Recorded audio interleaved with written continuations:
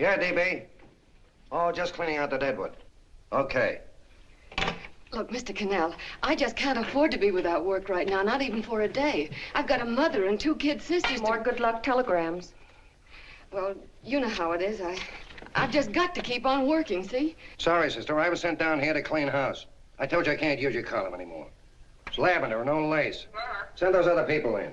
I'll tell you what I'll do. I get $30 a week. I'll take 25, 20 if necessary. I'll do anything you say. It isn't the money. We're after circulation. What we need is fireworks. People are going to hit with sledgehammers. Start arguments. Oh, I can do that. I know this town inside out. Oh, give me a chance, All please. right, come in. Cashier's got your check. Who are these people? Gibbs, Frawley, Cunningham, Giles. Hey, you sister. Don't forget to get out your last column before you pick up your check.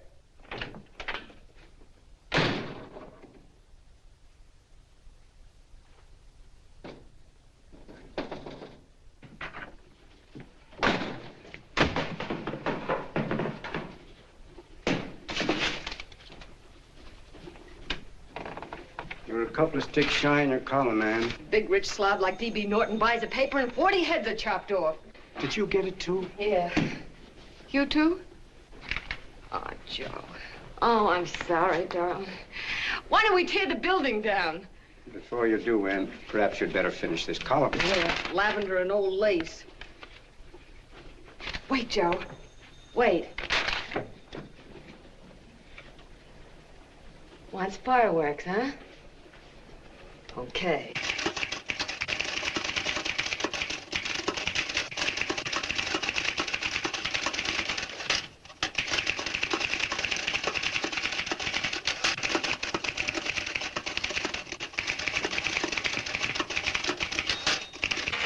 Here. Below is a letter which reached my desk this morning. It's a commentary on what we laughingly call a civilized world. Dear Miss Mitchell, 4 years ago, I was fired out of my job. Since then, I haven't been able to get another one. At first, I was sore at the state administration because it's on account of the slimy politics here we have all this unemployment. But in looking around, it seems the whole world's going to pot. So in protest, I'm going to commit suicide by jumping off the City Hall roof. Signed, a disgusted American citizen, John Doe. Editor's note, if you ask this column, the wrong people are jumping off the roofs. Hey, Ann, this is the old Fakeroo, isn't it? Never mind that, Joe. Go ahead. Sorry,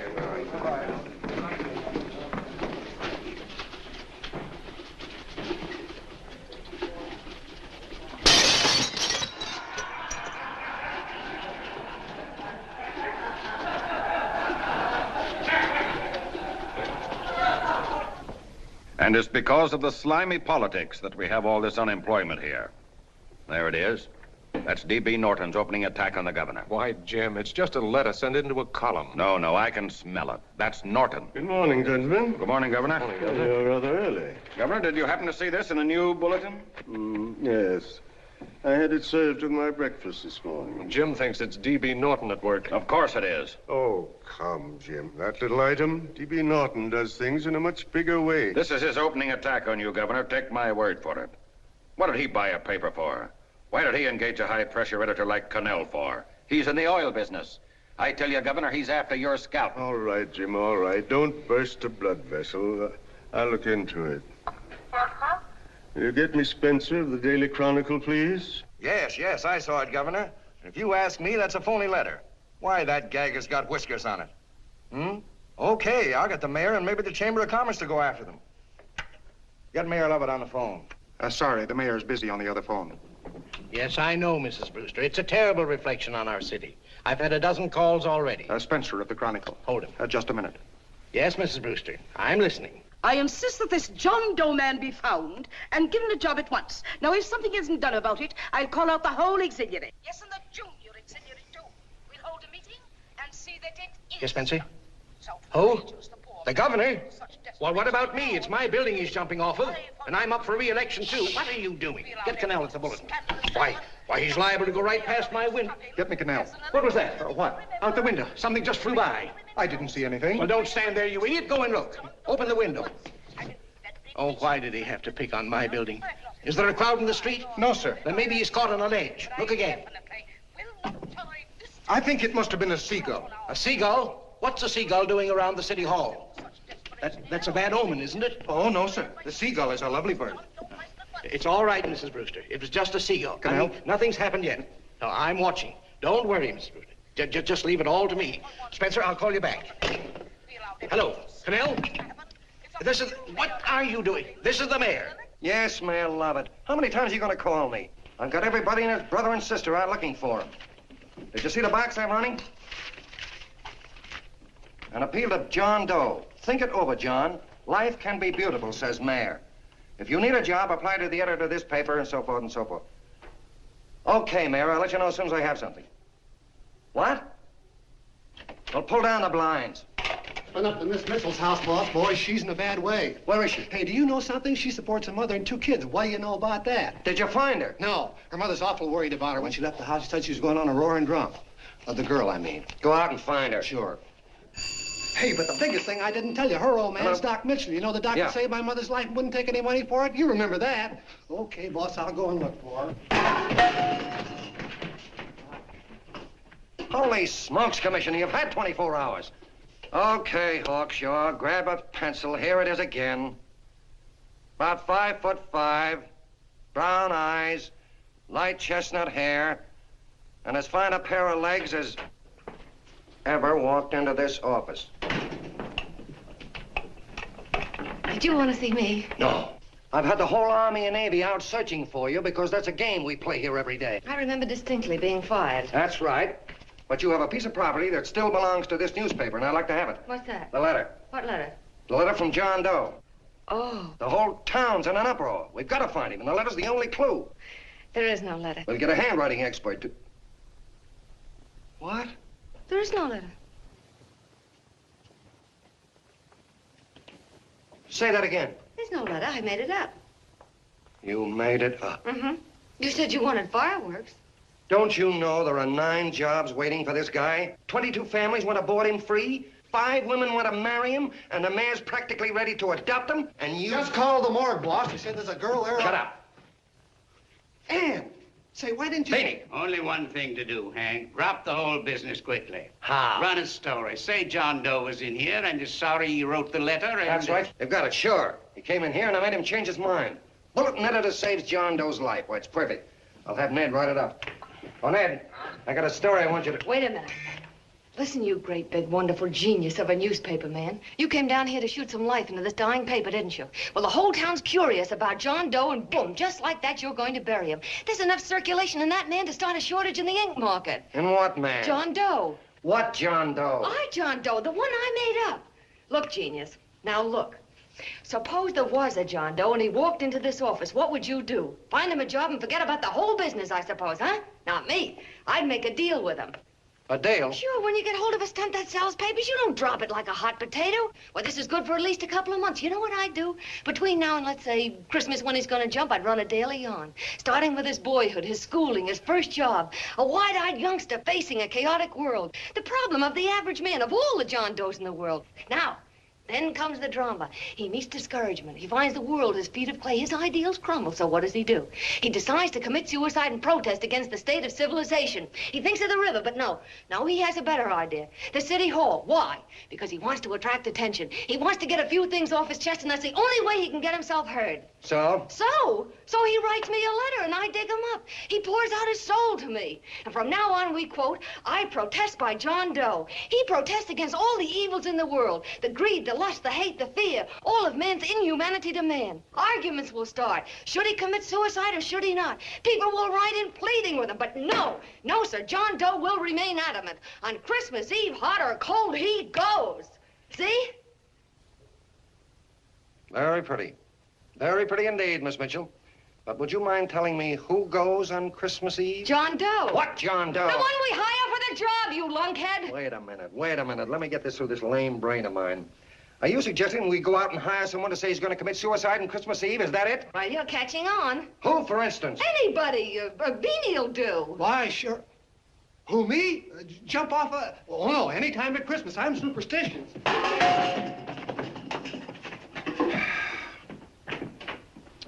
Miss Mitchell, do me a favor. Will you go on out and get married and have a lot of babies, but Stay out of newspaper business. Better get that story in, Hank. It's getting late. You're supposed to be a smart guy. If it was raining $100 bills, you'd be out looking for a dime you lost someplace. Holy smokes, wasting my time listening to this mad woman. Look, Chief, look at the Chronicle. It's running on John Doe. They say it's a fake. Why, the no good that... John Doe story, amateur journalism. It's palpably phony. It's a wonder anyone is taking it serious. What do you think of those guys? That's fine. That's fine. Now fall right into their laps. Go ahead. Say John Doe walked in and called the whole thing off. You know what that's going to sound like on top of this. That's all, Ned. Thank you. All right. Amateur journalism, huh? Why, that bunch of sophomores, I can teach them more about... Hey, boss, get a load of this. What? Look. What do they want? They all say they wrote the John Doe letter. Yeah, boss. Oh, they all wrote the letter. Tell them all to wait. Look, Mr. Cannell, one of those men is your John Doe. They're desperate and will do anything for a cup of coffee. Pick one out and you can make the Chronicle eat their words. I'm beginning to like this. If you ask me, Hank, you're playing around with dynamite. No. The gal's right. We can't let the Chronicle get the laugh on us. We've got to produce a John Doe now. Amateur journalism, huh? I'll show those guys. Sure, and there's no reason for them to find out the truth either, because, naturally, I won't say anything. Okay, sister, you get your job back. Plus a bonus. What bonus? Or the bonus of $1,000 the Chronicle was going to pay me for this little document. You'll find it says that I, Ann Mitchell, hereby certify that the John Doe letter was created by me. I can read. Sorry. You think this is worth $1,000, do you? Oh, the Chronicle would consider it dirt cheap. Packs everything, including a gun. Okay, sister, you got yourself a deal. Now let's take a look at the candidates. The one we pick has got to be the typical average man. Typical American that can keep his mouth shut. Show me an American who can keep his mouth shut and I'll eat him. Okay, Beanie, bring him in one at a time.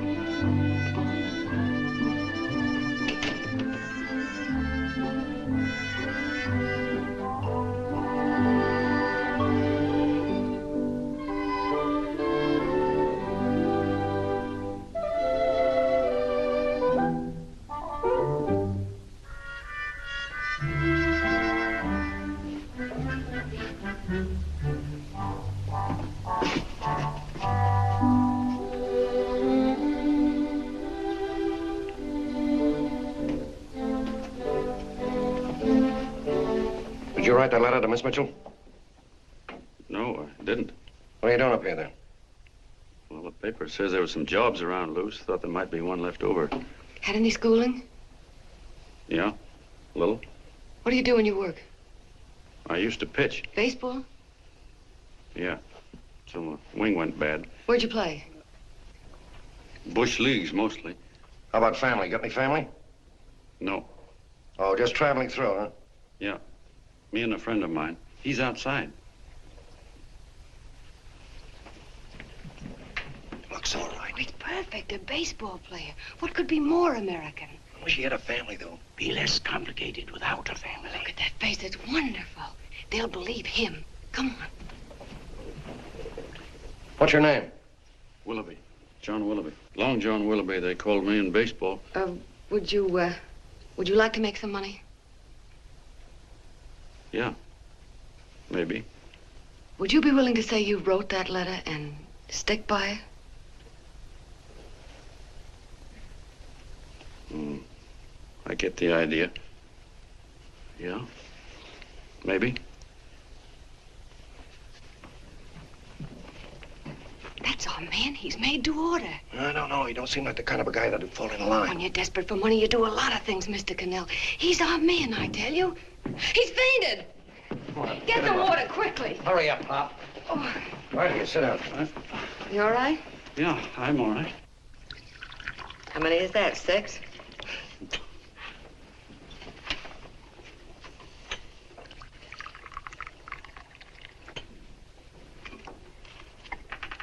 Pretty hungry, weren't you? Say, all this John Doe business is batty, if you ask me. Well, nobody asked you. Trying to improve the world by jumping off buildings. You couldn't improve the world if the buildings jumped on you. Don't mind the colonel. He hates people. He likes you well enough to stick around. Well, that's because we both play doohickeys. I met him in a boxcar a couple of years ago. I was fooling around with my harmonica, and he comes over and joins in. I haven't been able to shake him since.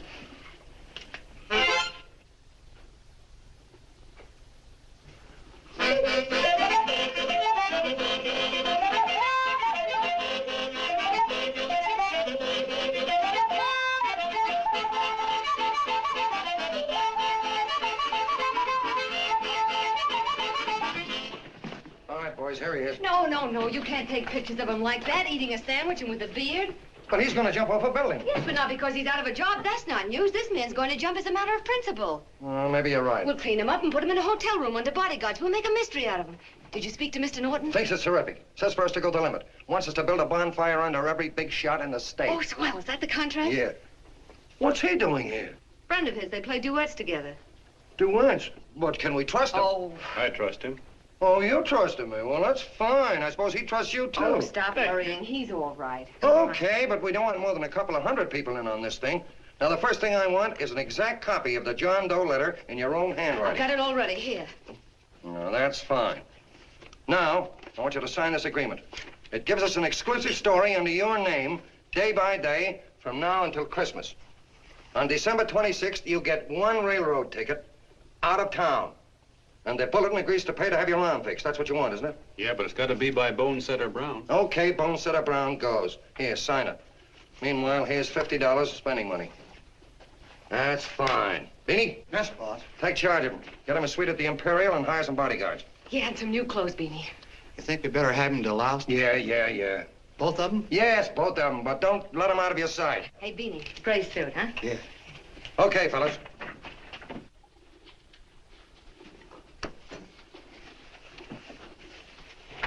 Take it easy, John Doe. And you start pounding that typewriter. Oh, boy, this is terrific. No responsibilities on our part, just statements from John Doe, and we can blast our heads off. Before you pop too many buttons, don't forget to make out that check for 1,000. Okay, fellas, now let me see. You sit outside the door. Nobody comes in, see? You two fellas sit in here. Hey, pretty nifty, huh?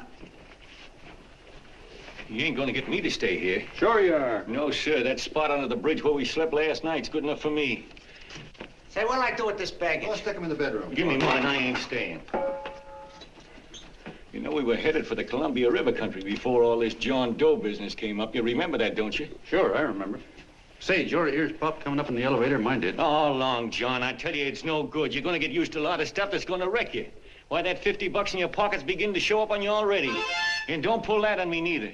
Stop worrying, Colonel. I'm going to get my arm fixed out of this. Hey, here's some cigars the boss sent us. Have one. Hey, Help cigars. yourself. No.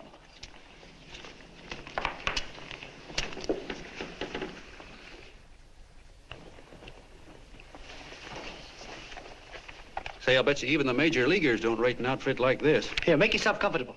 Paper? I don't read no papers, and I don't listen to radios either.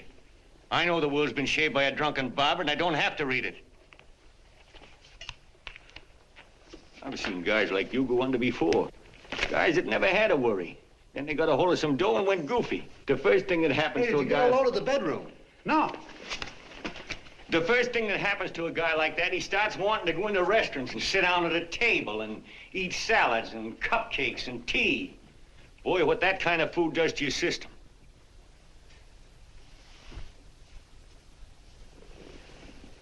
The next thing the dope wants is a room. Yes, sir, a room with steam heat and curtains and rugs. And before you know it, he's all softened up and he can't sleep unless he has a bed. Hey, stop worrying, Colonel. $50 ain't gonna ruin me. I've seen plenty of fellas start out with $50 and wind up with a bank account. Hey, what's the matter with the bank account anyway? And let me tell you, Long John, when you become a guy with a bank account, they got you. Yes, sir, they got you. Who's got him? The helots. Who? Hey, there's the City Hall tower I was supposed to jump off of. It's even higher than this. Who's got him? The helots. Woo! Hey, wait a minute! You're not supposed to jump till Christmas Eve. Do you want to get me in a jam? If it's going to get you in the jam, we'll do you a favor. I won't jump.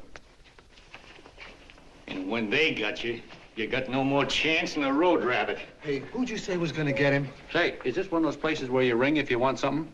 Yeah, just use the phone. Boy, I've always wanted to do this. Hey, Doc, look. Look, Doc. Give me that again, will you? Who's going to get him? The helots. Who are they? Listen, sucker, you ever been broke? Sure, mostly often. All right. You're walking along.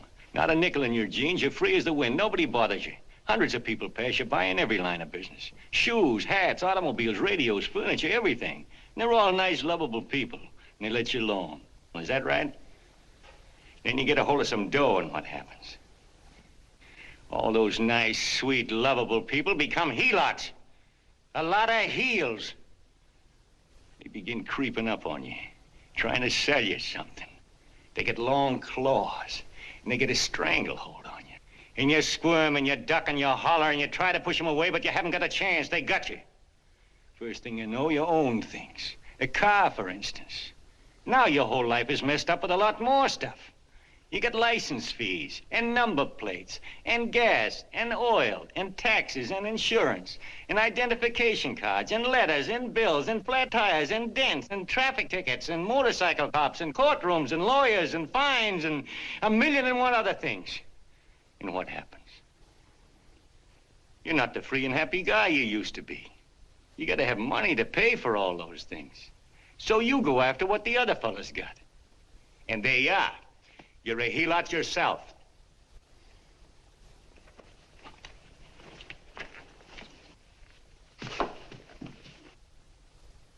You win, Colonel. Here, take the 50. Go out and get rid of it. You bet I will, just as fast as I can. I'm gonna get some canned goods, a fishing rod, and the rest I'm gonna give away. Give away? Hey, get me a pitcher's glove. I gotta get some practice. Say, he's giving it away. I'm going to get me some of that. Hey, come back here, you helot. Will you send up 5 hamburgers with all the trimmings, 5 chocolate ice cream sodas, and 5 pieces of apple pie? No, apple with cheese. Yeah, thanks.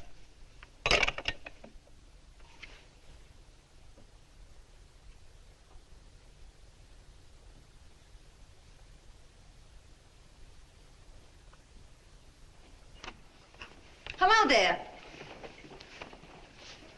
Well, well. If it isn't the man about town. All set, Miss Anne. Oh, yes. Let's go. Let's see, we want some action in these pictures. Action? That's good. No. This man's going to jump off a roof. Oh. Here, wait a minute. Let me comb your hair. Sit down. Yeah, that's better.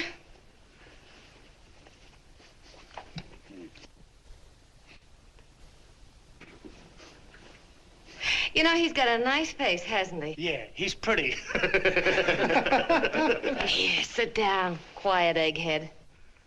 All right, now a serious expression.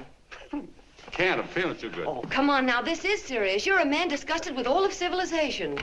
With all of it? Yes, you're sore at the world. Come on now. Oh, crabby guy, huh? Yeah. No. No, look. You don't have to smell the world. Well, all those guys in the picture Never mind stand... those guys. All right, stand up. Now, let's see what you look like when you protest. Against what? Against anything, just protest. You got me. Oh, look, I'm the umpire, and you just cut the heart of the plate with your fast one, and I called it a ball. What would you do? Oh, you did, huh? Yeah. Why can't you call him right, you boneheaded... Grab it, Eddie, grab it!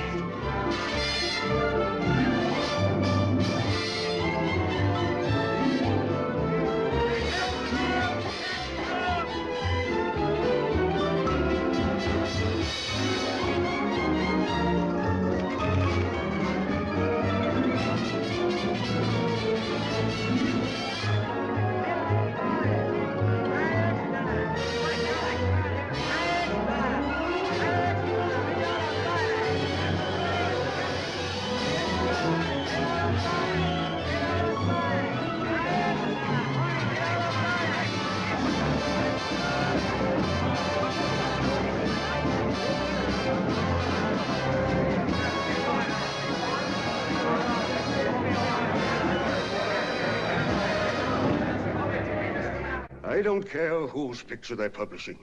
I still say that this John Doe person is a myth, and you can quote me on that. And I'm going to insist on his being produced for questioning.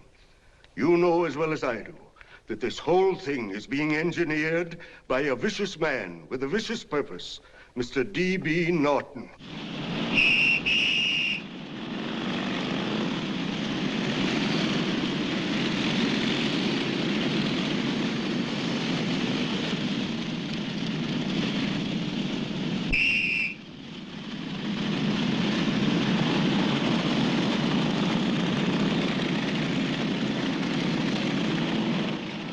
And Miss Mitchell are at the house, sir. Oh, they are? All right, come on. Personally, I think it's just plain stupidity to drop it. Now, you should see his fan mail, thousands.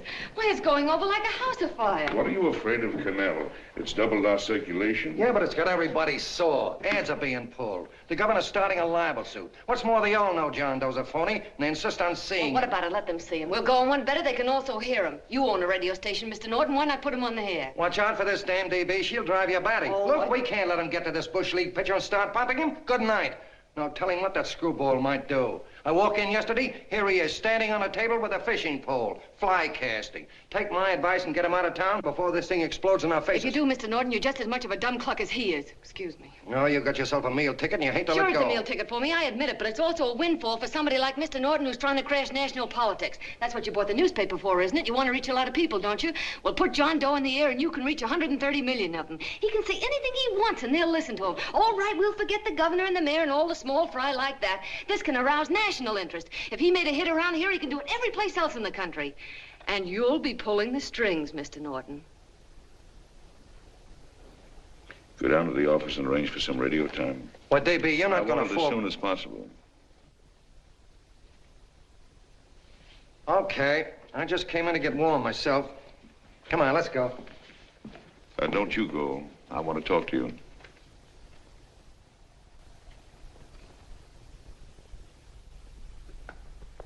Sit down.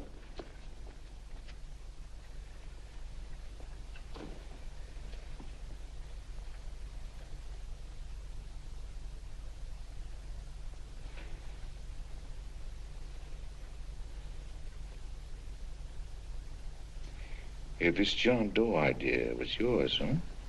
Yes, sir.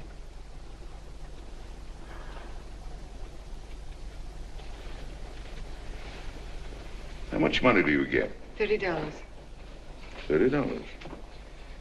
Well, what are you after? I mean, what do you want? A journalistic career? Money. Money? Well, I'm glad to hear somebody admit it. Do you suppose you could write a radio speech that would put that fellow over?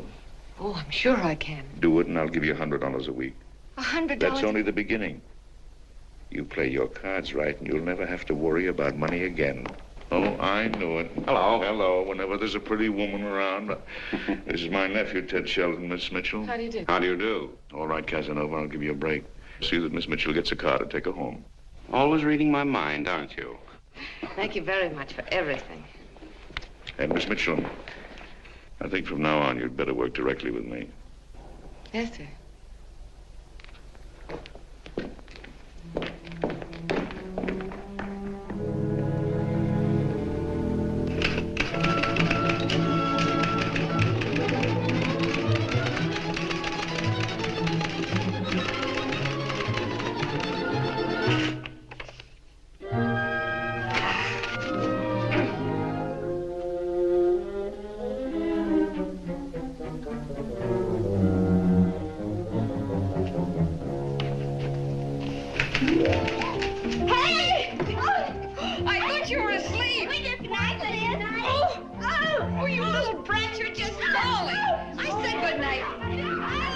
Come, children. It's past your bedtime. Come on, Mama. Come on, quick, come on. Now, get Pooch off the Stick your bed. fork through me. I'm done. I'll never get this speech right. Oh, yes, you will, Ann, dear. You're very clever. Yeah, I know. What are you looking for? Your purse, I need $10. What for? I gave you 50 just the other day. Yes, I know, dear, but Mrs. Burke had her baby yesterday. 9 pounds. And there wasn't a thing in the house. And then the community chest lady came. And the 50's all gone, huh? Who's the 10 for?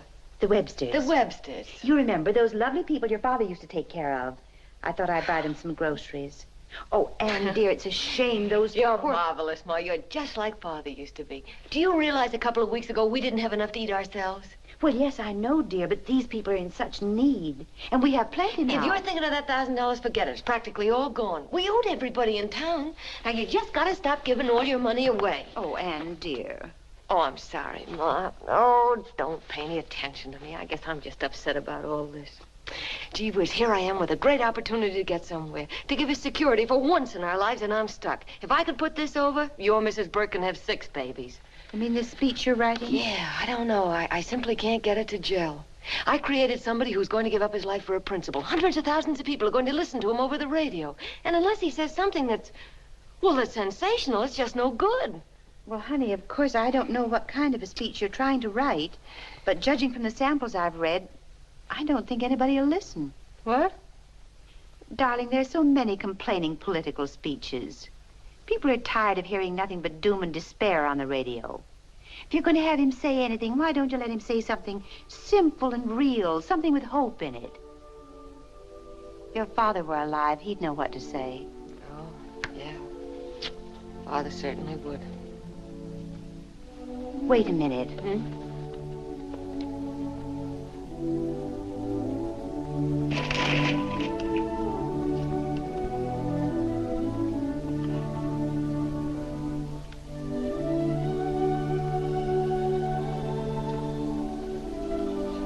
That's your father's diary, Anne. Father's... I never knew he had a diary.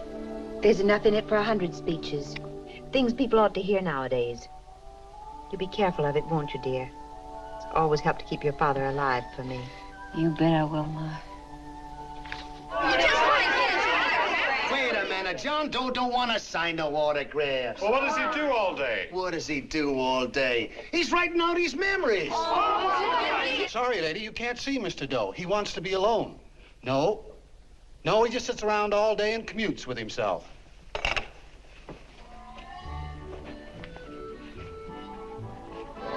Oh!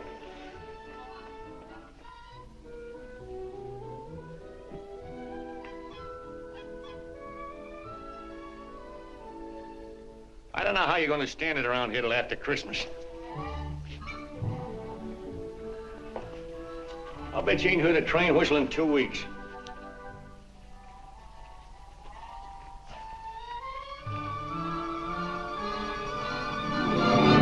Steam right!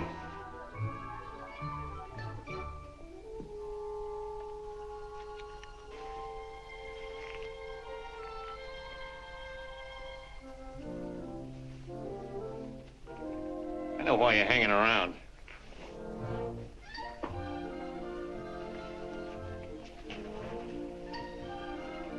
You're stuck on the girl. That's all a guy needs is to get hooked up with a woman.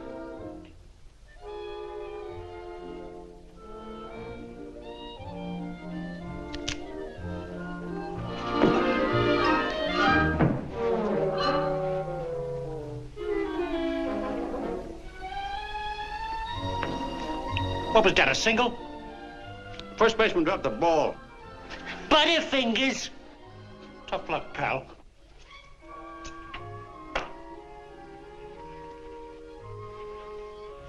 Guy has a woman on his hands. First thing he knows, his life is balled up with a lot more things. Furniture and...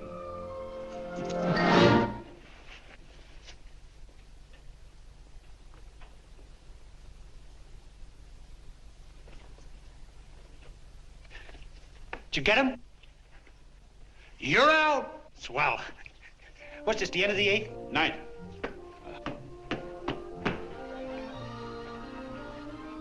Hey, Beanie, there's a couple of mugs from the Chronicle snooping around out here. Huh. Come on, Angel Face. Gangway. What's the score, Angel Face? 3-2, off paper. Gee, that's great.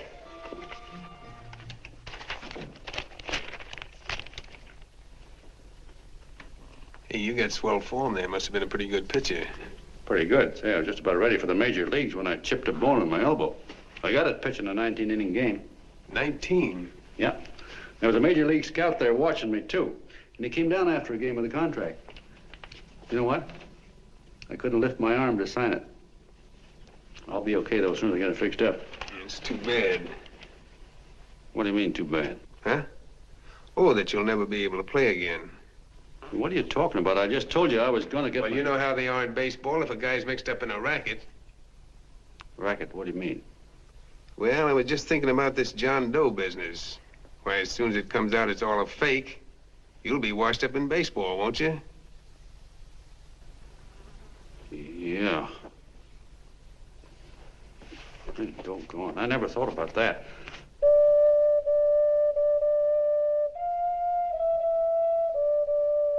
Gosh. And another thing, what about all the kids in the country? The kids that idolize ball players. What are they gonna think about you? Yeah. Hey, Colonel. Did you hear that? I gotta figure some way out of this thing. Elevators are still running. I know one way you can do it. How? Well, when you get up there on the radio, all you have to do is to say the whole thing's a frame-up. Make you a hero sure as you're born. Yeah, but how am I gonna get my arm fixed? Well, that's a cinch. I know somebody that'll give you $5,000 just to get up on the radio and tell the truth. $5,000? Yeah, $5,000, and he gets it right away. You don't have to wait till Christmas. Look out, Long John. They're closing in on you. Say, who's putting up this dough? Fellow runs the Chronicle. Here's the speech you make, and it's all written out for you. $5,000. Holy mackerel, I can see the helots coming, the whole army of them. It's on the level.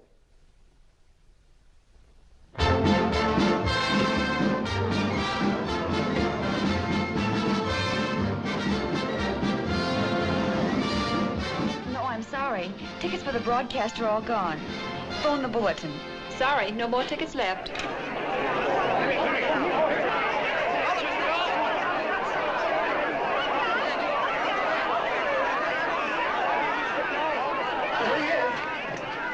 Hello, John. All set for the big night? Swell. Turn around. One moment. Now stand still. Huh? Mr. Doe. Hold it. Big smile, Mr. Doe. That's right. Okay, Petey, that's All right, all. Take scram him here. out. Come on, let's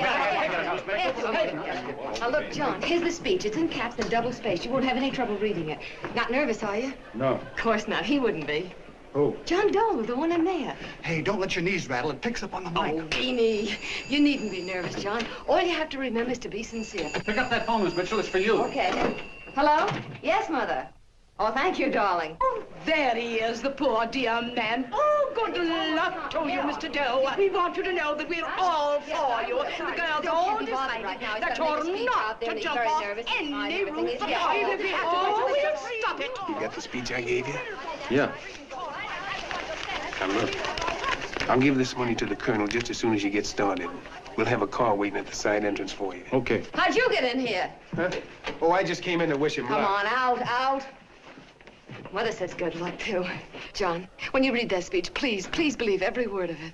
He's turned out to be a wonderful person, John. Who? John Doe, the one in the speech. Oh. You know something? I've actually fallen in love with him. All right, there he is, sister. Now, come on, plenty of both. What's the idea? No, that's too much. That's not so much. Come on. That's it. Oh, this is no time for cheap publicity, Mr. Cannell. Listen, if that guy lays an egg, I want to get something out of it. I'm getting a Jane Doe ready. Oh, come on. Here. Will you, fellas? Give me a All right, chance. that's I enough. have to raise just one more. Well, that's fine, honey. You go ahead. After you've been doing. You turn honey. Go ahead. How you doing? Oh. All right, Benny, bring him in. Holy smoke, a half a helot. There you are, boss, just like you ordered. Symbols of little people. Okay, get him up. All right, young fella. This is ridiculous, Mr. Cannell. Come on, give me a chance. The man's on the air. One shot. Oh, fellas, of course you can have all the pictures you want afterwards. No, come on, afterwards. You can have a...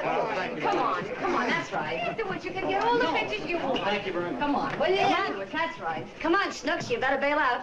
Okay, goodbye, Mr. Doe. Beanie. All right. Better get ready. 1 minute to go. Wow, 1 minute to go and the score is nothing to nothing. Now, please, John, you won't let me down, will you? Will you?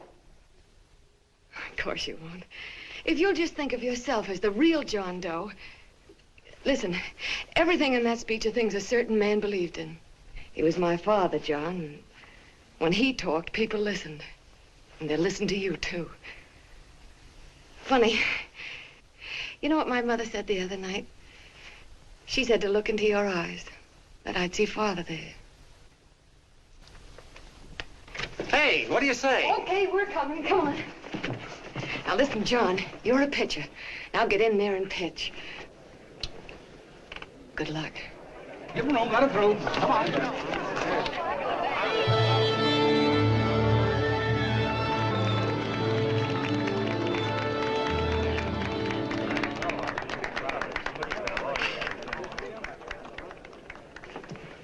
Hey, let's get out of here. There's the door right there. Hey, what are you doing here? That's what I'd like to know. Come on, out. Hey, he's a friend of mine. Never mind, let him alone. He's all right. I'll be right over there pulling for you. No, John, over here.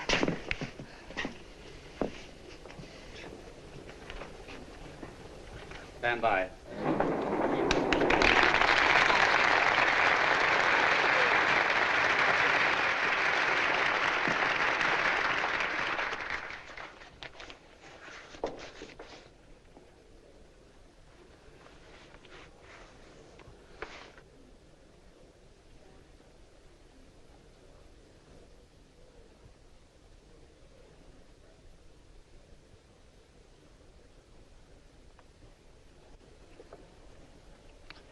Phone the Chronicle. Tell them to start getting those extras out.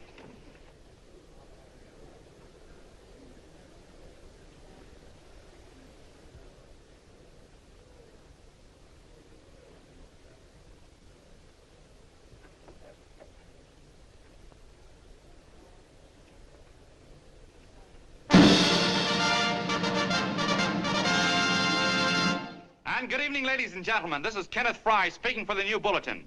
Tonight we give you something entirely new and different. Standing beside me is the young man who has declared publicly that on Christmas Eve he intends to commit suicide, giving as his reason, quote, "I protest against the state of civilization," end quote. Ladies and gentlemen, the New Bulletin takes pleasure in presenting the man who is fast becoming the most talked of person in the whole country, John Doe.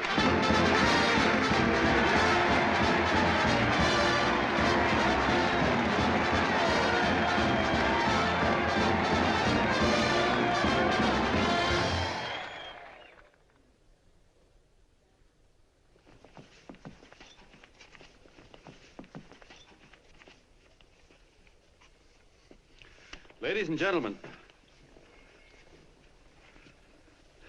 I am the man you all know as John Doe. I took that name because it seems to describe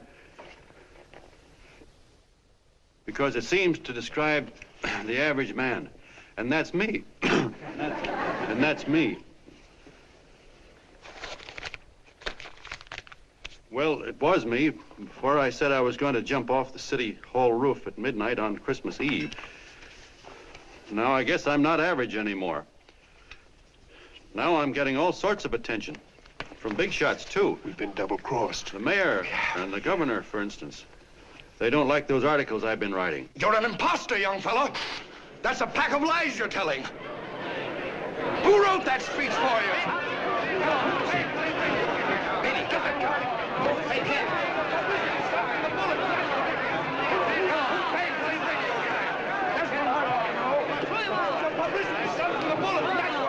Spencer. Ladies and gentlemen, the disturbance you just heard was caused by someone in the audience who tried to heckle Mr. Doe. The speech will continue.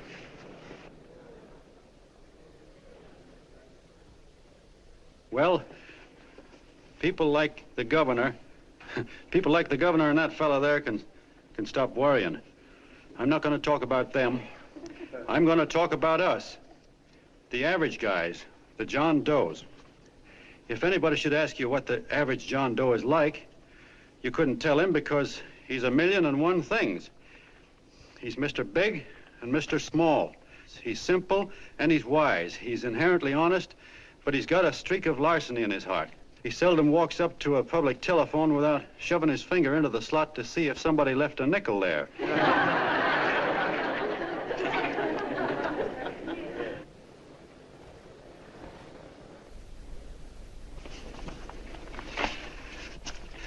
He's the man the ads are written for. He's the feller everybody sells things to. He's Joe Doe, the world's greatest stooge and the world's greatest strength.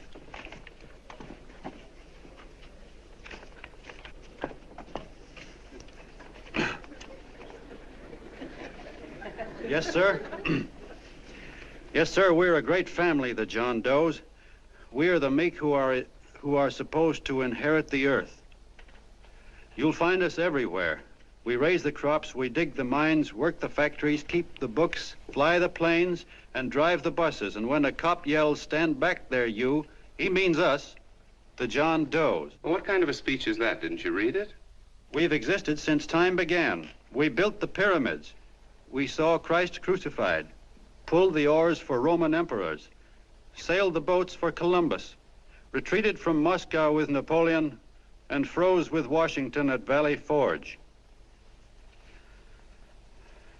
Yes, sir. We've been in there dodging left hooks since before history began to walk. In our struggle for freedom, we've hit the canvas many a time, but we always bounce back because we're the people, and we're tough.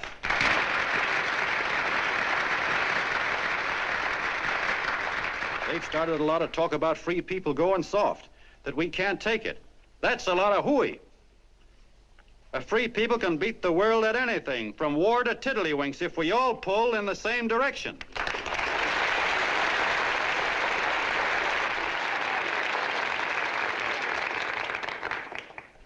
I know a lot of you are saying, "What can I do? I'm just a little punk. I don't count."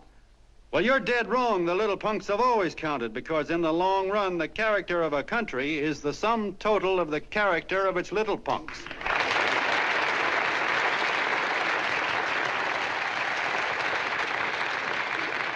But we've all got to get in there and pitch. We can't win the old ball game unless we have teamwork.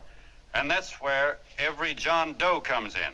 It's up to him to get together with his teammate. And your teammate, my friends, is the guy next door to you. Your neighbor. He's a terribly important guy, that guy next door. You're going to need him, and he's going to need you, so look him up. If he's sick, call on him. If he's hungry, feed him. If he's out of a job, find him one. To most of you, your neighbor is a stranger, a guy with a barking dog and a high fence around him. Now, you can't be a stranger to any guy that's on your own team. So tear down the fence that separates you. Tear down the fence, and you'll tear down a lot of hates and prejudices. Tear down all the fences in the country, and you'll really have teamwork.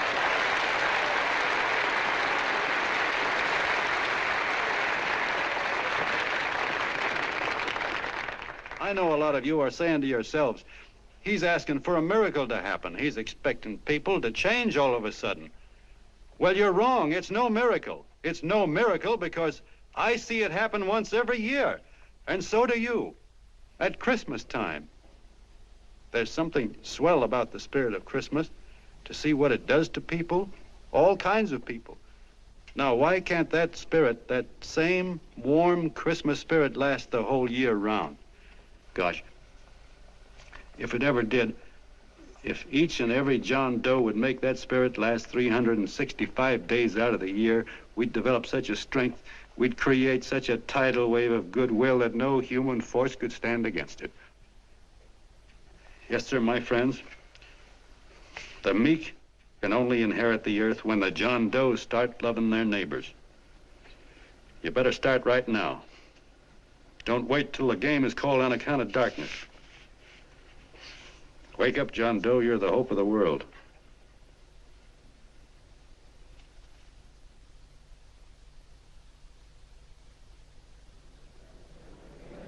John, you were wonderful.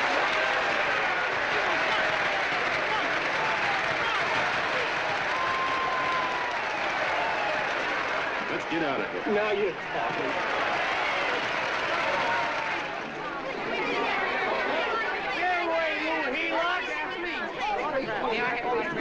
Please, hey!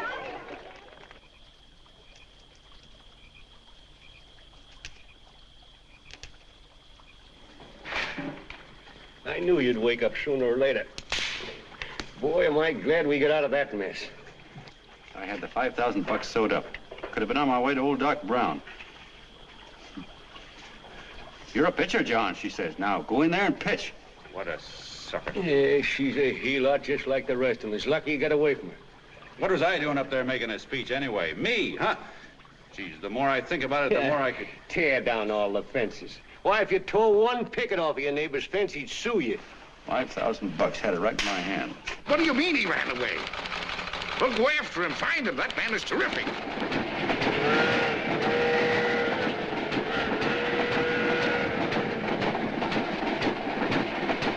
Columbia River, here we come.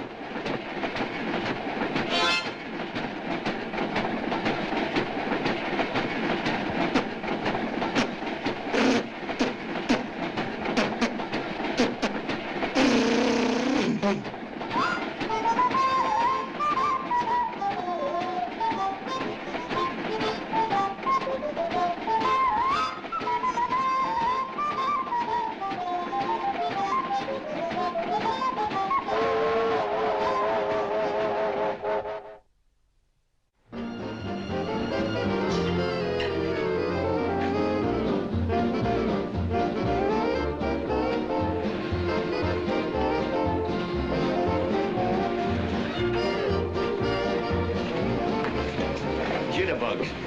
Yeah. Say, how much money we got left? 4 bits. Better make it donuts, huh? Yeah.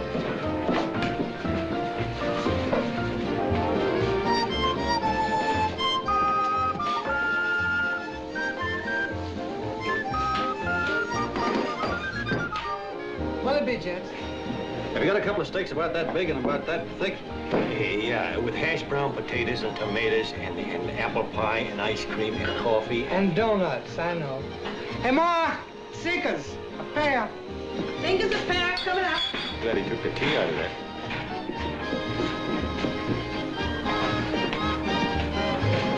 Hey, look. Join the John Doe Club. John Doe Club?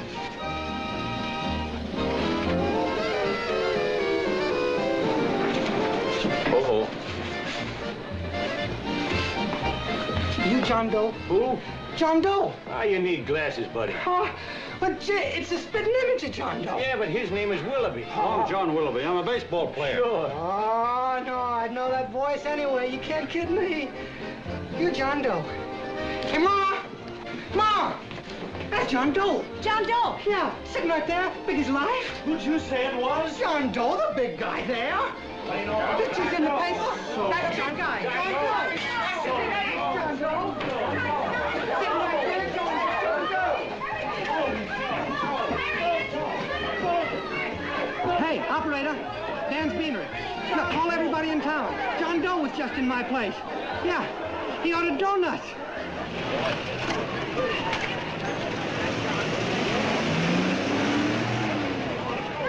John Doe. Let's see John Doe. Come on. John Doe, we're all neighbors. And my office is packed like a sardine box. What does John Doe look like, Mr. Mayor? Oh, he's one of those great big outdoor type men. No, you can't see him. You didn't vote for me the last time. Shame on you. What are you doing there? Get off my front porch anyhow. Mr. Norton come yet? Oh, well, I wonder where he's at. What's keeping him? He should have been here 15 minutes ago. Oh, there he comes now. Now, everybody on your dignity. Don't do anything to disgrace us. A little town, but we got to show off. Better let me talk to him. All right, but present it to him as a great cause for the common man. Ah, here he comes. Now, give him room down there. Give him room, folks. Come on now. Come on, here they come. Here they come. Here's Mr. Norton. How do you do, Mr. Norton? I'm Mayor Hawkins. You're Mr. Miles. Let me go, you darn fool. I'm the mayor. Mr. Norton. Mr. Norton. Mr. Norton. I'm Mayor Hawkins. Your office telephoned me to hold him. Well, that's fine. How is he? Oh, he's fine. He's right in my office there. You know, it's a great honor having John Doe here, and you too. Haven't had so much excitement since the old city hall burned down. People are so excited that nearly tore his clothes off. Oh, Matilda, darling, phone the newspapers, tell them Mr. Norton's here. Step right inside, Mr. Norton. My office. Very comfortable here, Mr. Norton. Just had it air conditioned. Gangway, please. Get room for Mr. Norton. Gangway. Gangway. Here he is, Mr. Norton. Well taken care of. The neighbors are serving him a light lunch. Hello, John. Well, Mr. Mayor, if you don't mind, we'd like to talk to him alone. Why, certainly, certainly. All right, everybody. Clear out. But you... Everybody, quickly now. Come on. Come on. Come on. That's... All right. Don't argue with me here. Wait till we get home. Don't you push me around like that. Even though I'm your wife, you can't push me around. Look, Mr. Norton, I think you got a lot of nerve having those people hold us here. There's nobody holding you here, Mr. Doe. It's only natural There's that people... nobody holding us here. Let's get going.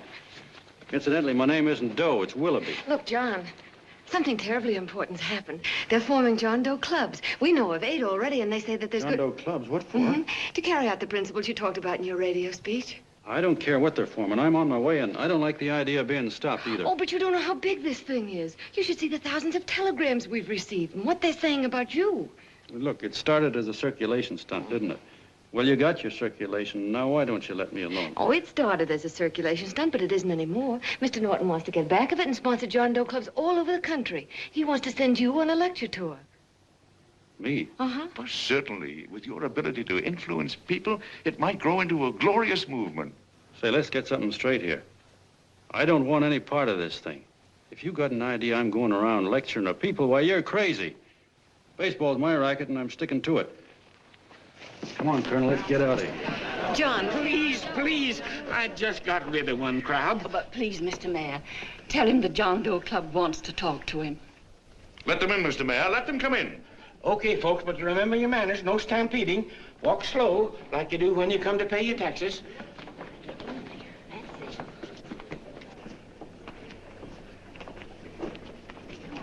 Okay. All right, give me a chance. Come right in. My name's Bert Hansen, Mr. Doe. I'm the head soda jerker at Schwabacker's drugstore. Well, sir, you see, me and my wife, we heard your broadcast, and we got quite a bang out of it. Especially my wife. Kept me up half the night saying, that man's right, honey. The trouble with the world is nobody gives a hoot about his neighbor. That's why everybody in town's sore and cranky at each other. And I kept saying, well, that's fine, but how's a guy gonna go around loving the kind of neighbors we got? Old Sourpuss, for instance. You see, Sourpuss Smithers is a guy lives all alone next door to us. He's a cranky old man that runs a second-hand furniture store. We haven't spoken to him for years. I always figured he was an ornery old gent that hated the world because he was always slamming his garage door and playing the radio so loud he kept half the neighbors up.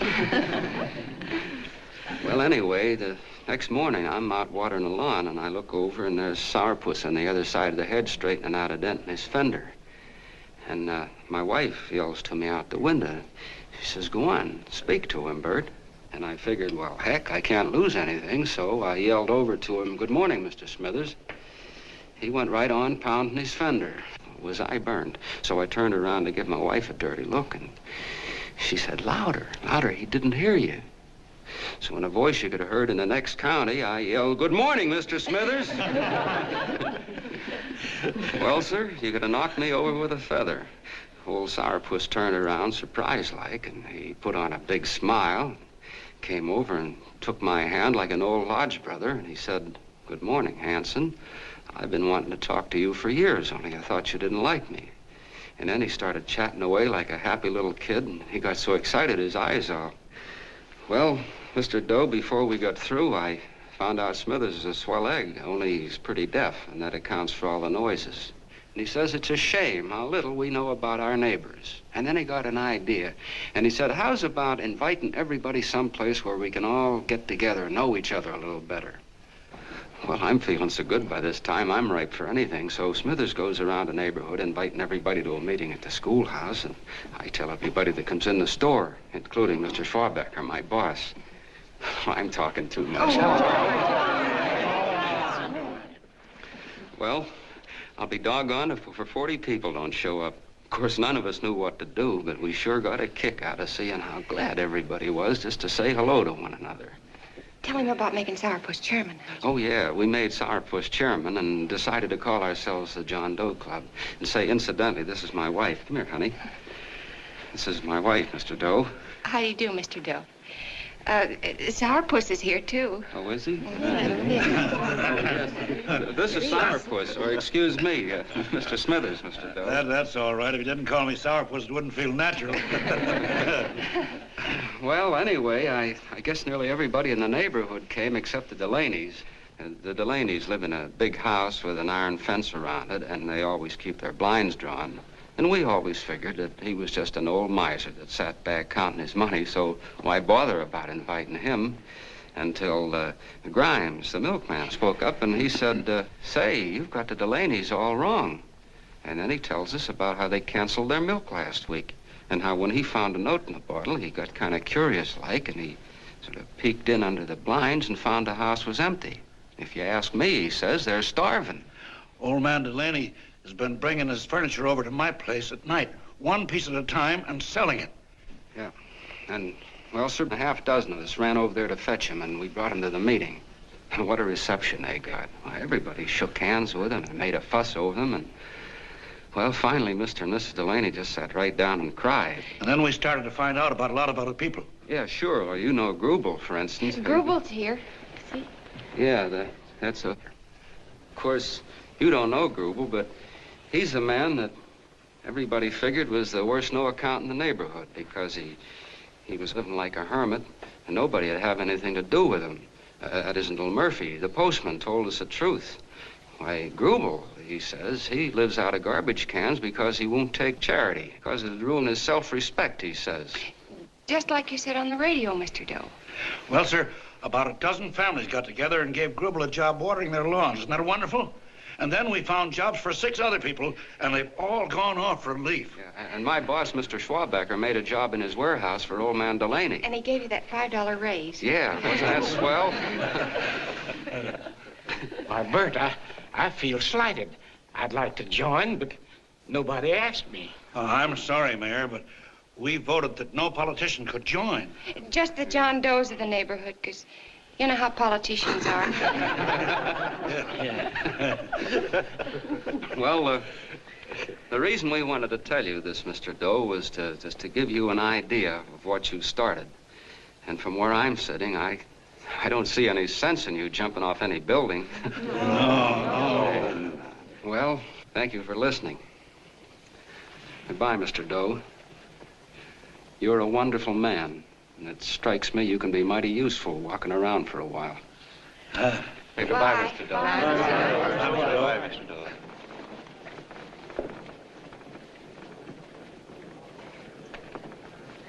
I'm Mrs. Delaney, Mr. Doe. And God bless you, my boy.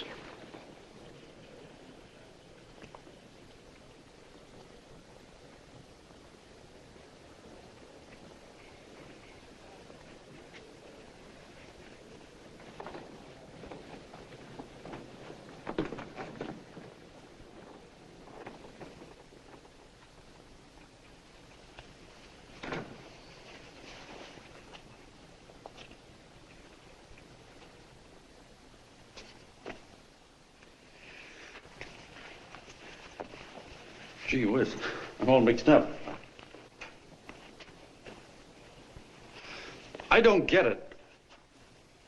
Look, all those swell people think I'm going to jump off a building or something. I never had any such idea. Gosh. The fellow'd have to be a mighty fine example himself to go around telling other people how to... Say, look, what happened the other night was on account of Miss Mitchell here. She wrote the stuff. Don't you see what a wonderful thing this can be? But we need you, John. You're hooked. I can see that right now. They got you. Well, I'm through. For 3 years, I've been trying to get you up to the Columbia River country. First, it was your glass arm. Then it was the radio. And now it's the John Doe clubs. Well, I ain't waiting another minute. Gangway, you helots. Hey, Colonel, wait a minute. Oh, please. Hey, Colonel! I want you personally to go along with John Doe and Miss Mitchell and handle the press and the radio. Me? Yes, I don't want to take any chances. And Johnson. Yes, Stevie? Your crew will do the mop-up job. They'll follow John Doe into every town, see that the clubs are properly organized and the charter's issued. Right. There are only 8 flags up there now. I want to see that map covered before we get through.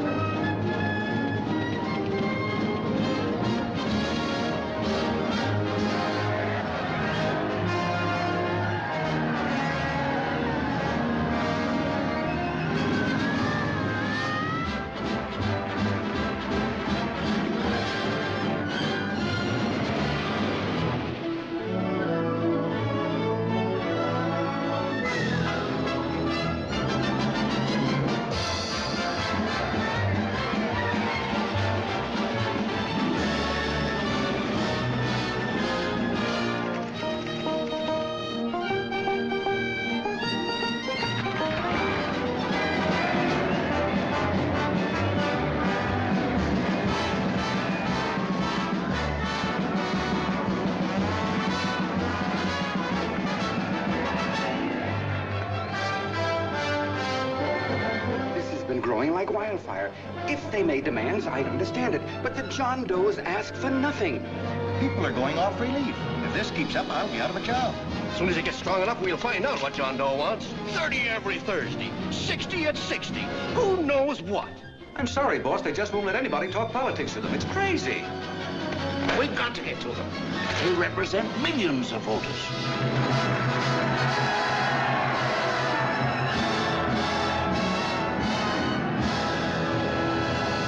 I tell you, ladies and gentlemen, this thing has been nothing short of a prairie fire. We've received so many applications for charters to the John Doe clubs, we haven't been able to take care of them. I'd hate to have that many pins stuck in me. This John Doe convention is a natural. It's going to put our city on the map. Why, over 2,400 John Doe clubs are sending delegates. Can you imagine that? You, Mr. Mayor, will be the official host. You will make the arrangements for decorating the city, parades, and a reception for John Doe when he gets home. And don't wear your high hat. No high hat? No high hat. And from you, Cannell, I want a special John Doe edition every day until the convention is over. And now, if you will, please step into the outer office and look your prettiest because there are photographers there to take pictures of this committee. Don't worry, D.B. Everything will be taken care of. Isn't it all too wonderful? Gather down here in a nice group and I'll get a nice picture of you. Oh, Mr. Mayor, would you step down in front row, please? You ladies get close to him. That's it. Well, I don't get it. Get what? Look, D.B., I'm supposed to know my way around. This John Doe movement has cost you a fortune. Now, this convention is going to cost plenty. Well? Well, I'm stuck with 2 and 2, and I'm a sucker if I can make 4 out of it. Where do you come in? You'll have the satisfaction of knowing that my money has been spent for a worthy cause. I see. I better stick to running the paper, huh? I think maybe you better had. And Cannell, I'd like to have the John Doe contract, all the receipts for the money we advanced him, and the letter Miss Mitchell wrote, for which I gave her $1,000. Yes, sure. Well, we leave for the airport. Half an hour. Is that Johnny boy's room? Better hustle him up. He'll be ready on time. He's packing. Ah, good. Did you see his picture on the cover of Time? Yeah. I gotta give you credit, Annie girl. I've handled a good many big promotions in my time. Everything from a World's Fair to a channel swimmer. But this one has certainly got me spinning. And now a John Doe convention. Wow. Say, if you could only get him to jump off the City Hall roof on Christmas Eve, I'd guarantee you 500,000 people there. Charlie. Hmm? What do you make of him? Oh, Johnny boy? Well, I don't know what angle you want, but I'll give it to you quick. Number 1, he's got great yokel appeal, but he's a nice guy. Number 2, he's beginning to believe he really wrote that original suicide letter that you made up. Number 3, he thinks that you're Joan of Arc or something. Yeah, I know. Number 4, well, you know what number 4 is. He's nuts about you. Yeah, it's running out of his ears. You left out number 5. We're all heels, me especially. Holy smoke. Come in.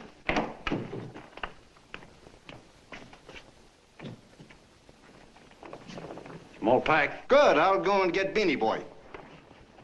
Okay, Charlie boy.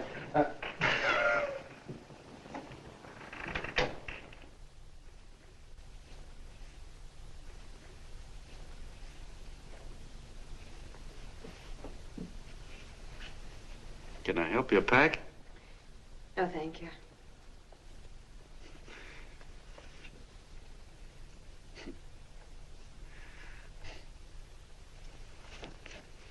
Do you care if I sit down out here? No.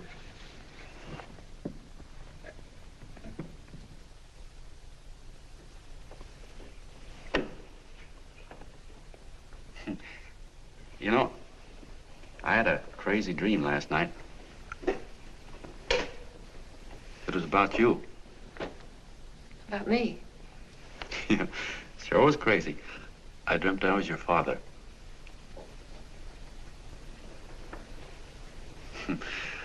There was something I was trying to stop you from doing. So I got up out of bed and I walked right through the wall here, right straight into your room. You know how dreams are. And there you were in bed. But you're a little girl, you know, about 10. And very pretty, too. So I shook you, and the moment you opened your eyes, you hopped out of bed and started running like the devil in your nightgown. You ran right out the window there, and you ran out over the tops of buildings and roofs and everything for miles. And I was chasing you. And all the time you were running, you kept growing bigger and bigger and bigger, and pretty soon you were as big as you are now, you know, grown up. And all the time I kept asking myself, what am I chasing her for? And I didn't know. Isn't that a hot one? Well, anyway, you ran into some place, and then I ran in after you, and when I got there you were getting married. And the nightgown had changed into a beautiful wedding gown. You sure look pretty, too. And then I knew what it was I was trying to stop you from doing. Dreams are sure crazy, aren't they? Well, would you like to know who it was you were marrying? Oh, a tall, handsome Hugh Bangy, I suppose. No, not that bad. It was that fellow that sends you flowers every day. What's his name? Mr. Norton's nephew? Ted Sheldon. Yeah, that's the one. But here's the funniest part of it all. I was the fellow up there doing the marrying, you know, the justice of peace or something. You were? I thought you were chasing me. Well, yes, I was, but I was your father then, you see. But the real me, John Doe, or that is, Long John Willoughby, I was the fellow up there with the book. You know what I mean? I guess so. Then what happened? Well, I took you across my knee and I started spanking you. That is, I didn't do it. I mean, I did do it, but it wasn't me, you see. I was your father then. Well, I held you across my knee and I said, Annie, I won't allow you to marry a man that's just rich or that has his secretary send you flowers. The man you marry has got to swim rivers for you. He's got to climb high mountains for you. He's got to slay dragons for you. He's got to perform wonderful deeds for you. Yes, sir. And all the time, the guy up there, you know, with the book, me, just stood there nodding his head. And he said, go to it, Pop. Whack her one from me, because that's just the way I feel about it, too. So he said, come on down here and whack her yourself. So I came down and I whacked you a good one, see? Then he whacked you, and I whacked you another one, and we both started whacking you like... Well, if you're through whacking her, come on, let's get going. Okay, fellas, right in here. You go out the side entrance with a bunch of autograph seekers out front. We'll be down with the bags in a minute. Come on, don't make a government project out of this. Hi, Benny. When's our plane take off again? Couple of minutes.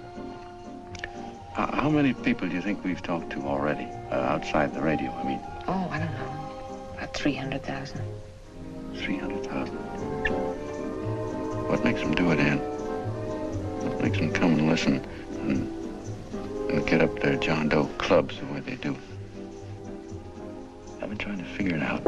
Look, John, what we're handing them are platitudes, things they've heard 1,000,000 times. Love thy neighbor, clouds have silver linings, turn the other cheek. It's just a... Yeah, I heard them 1,000,000 times, too, but there you are. Maybe they're like me, just beginning to get an idea of what those things mean. You know, I never thought much about people before. They were always just somebody to fill up the bleachers. And the only time I worried about them is when they didn't come in to see me pitch. You know, lately I've been watching them when I talk to them. I could see something in their faces. I could feel that they were hungry for something. You know what I mean? Maybe that's why they came. Maybe they're just lonely and wanted somebody to say hello to. I know how they feel.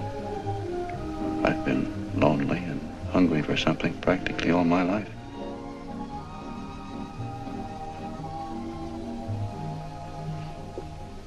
All aboard, folks.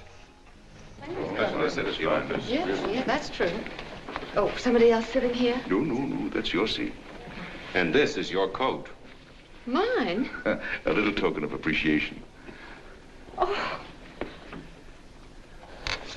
Oh, it's beautiful, D.B. Well, I don't quite know what to say. Well, don't say anything at all. Just sit down.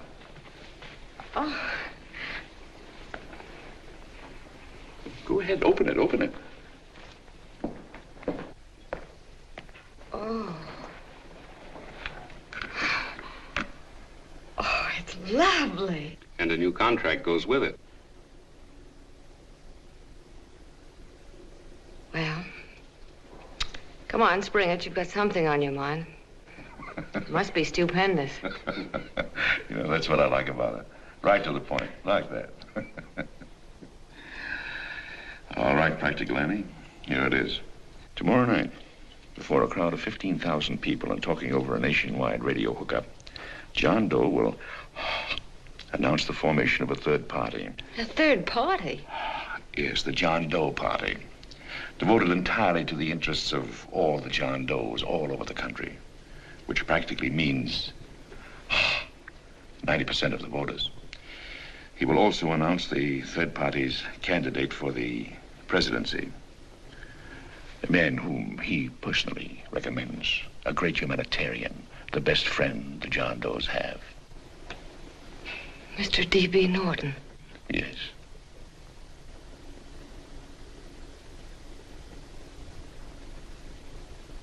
Wow.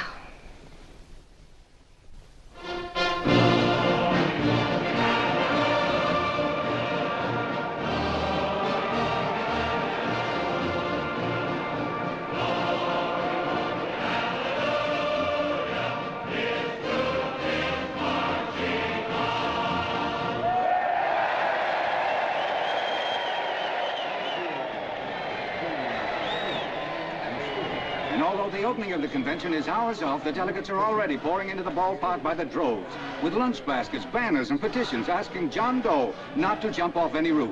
No matter how you look at it, it's still a phenomenal movement. These John Does, or the hoi polloi, as you've heard people call them, have been laughed at and ridiculed, but here they are, gay and happy, having traveled thousands of miles, their expenses paid by their neighbors, to come here to pay homage to their hero, John Doe. And in these days of wars and bombings, it's a hopeful sign that a simple idea like this can sweep the country. An idea based on friendliness, on giving and not taking, on helping your neighbor and asking nothing in return. And if a thing like this can happen, don't let any of your grumbling friends tell you that humanity is falling apart. This is John B. Hughes signing off now and returning you to our main studio until 9 o'clock, when the convention will officially open. Oh, John, come in. Say, I'm it's raining out a little. That's all right. It's good to see you. Sit down. Thanks.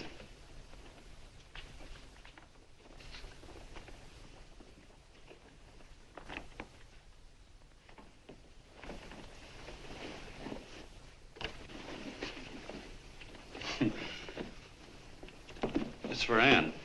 Oh, how nice. Thank you very much. Flowers. I'm terribly sorry she isn't here. She isn't? No, she just left. I'm surprised you didn't run into her. She went over to Mr. Norton's house. Oh. Did you want to see her about something important? Yeah, well, no, it'll wait. Say, he's a nice man, isn't he? Mr. Norton, I mean. He's done an awful lot for the...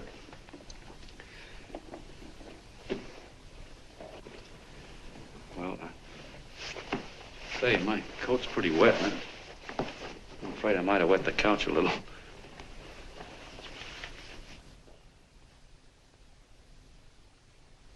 Well, I guess I'll see her at the convention later. Yes, of course. I'll see that she gets the flowers. Thanks. Good night, Mrs. Mitchell. Good night, John.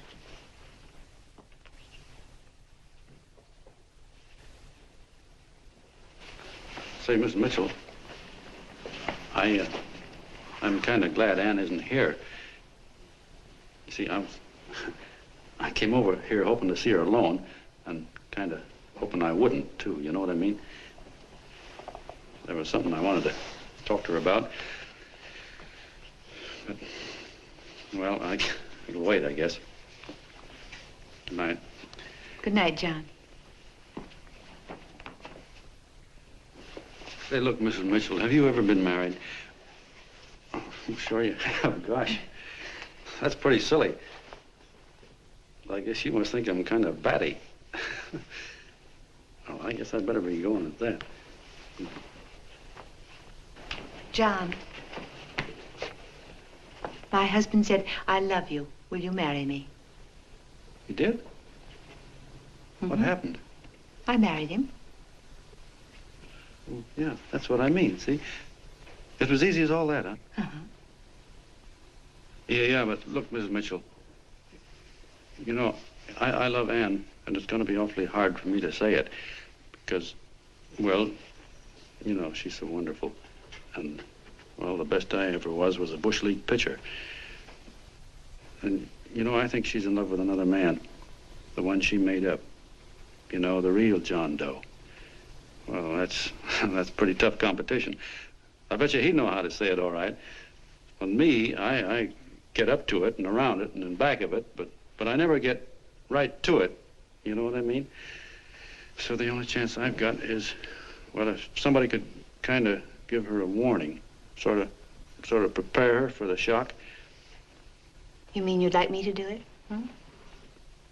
Well, I was thinking, yeah, you know, sort of break the ice. Of course I will, John. Gee, well, thank you, Mrs. Mitchell. Hey, you're okay.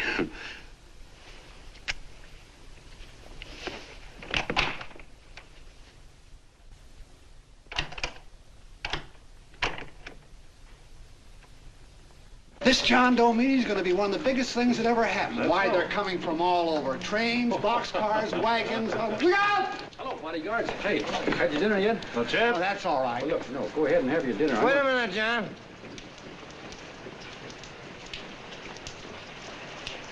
Hello, Mr. Connell. How are you, John? John, I want to have a little talk with you.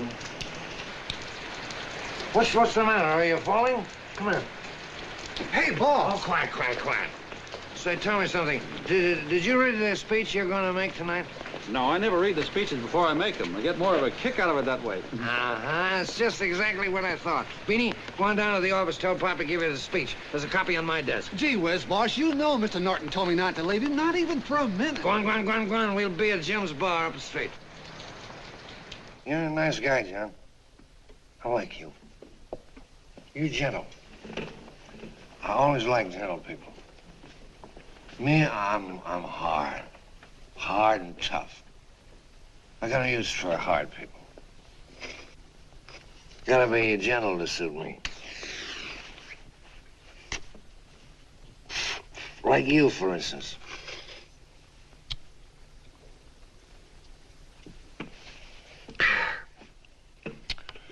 Yep, I'm hard. But you want to know something? I've got a weakness. Never guess that, would you? Well, I have. Want to know what it is? Star-Spangled Banner. Screw you, huh? Well, maybe it is, but play the Star-Spangled Banner. I'm a sucker for it. Always gets me right here. Know what I mean? Yeah, it gets me right back here. Oh, back there, huh? Well, every man to his own taste. You weren't old enough. You weren't old enough for the World War, were you, Jim? No, of course not. No, you must have been just kidding. I was just ripe and raring to go. You know what my old man did when I joined up? He joined up, too. Got to be a sergeant. And here's a kick for you. We were in the same outfit. Funny, huh? Hmm?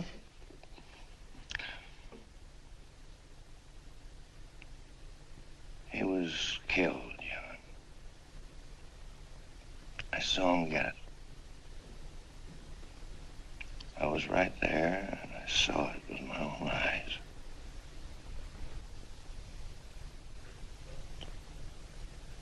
Me, I came out without a scratch. That is, excepting my ulcers.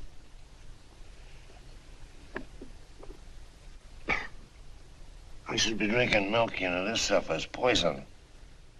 Hey, Tubby. Yes, Mr. Connell. What do you say, huh? All right. Yep, I'm a sucker for this country. I'm a sucker for the Star-Spangled Banner, and I'm a sucker for this country. I like what we got here. I like it. A guy can say what he wants and do what he wants without having a bayonet shoved through his belly. And that's all right, isn't it? You betcha. Yeah. Well, we don't want anybody coming around changing it, do we? No, sir. No, sir. And when they do, I get mad.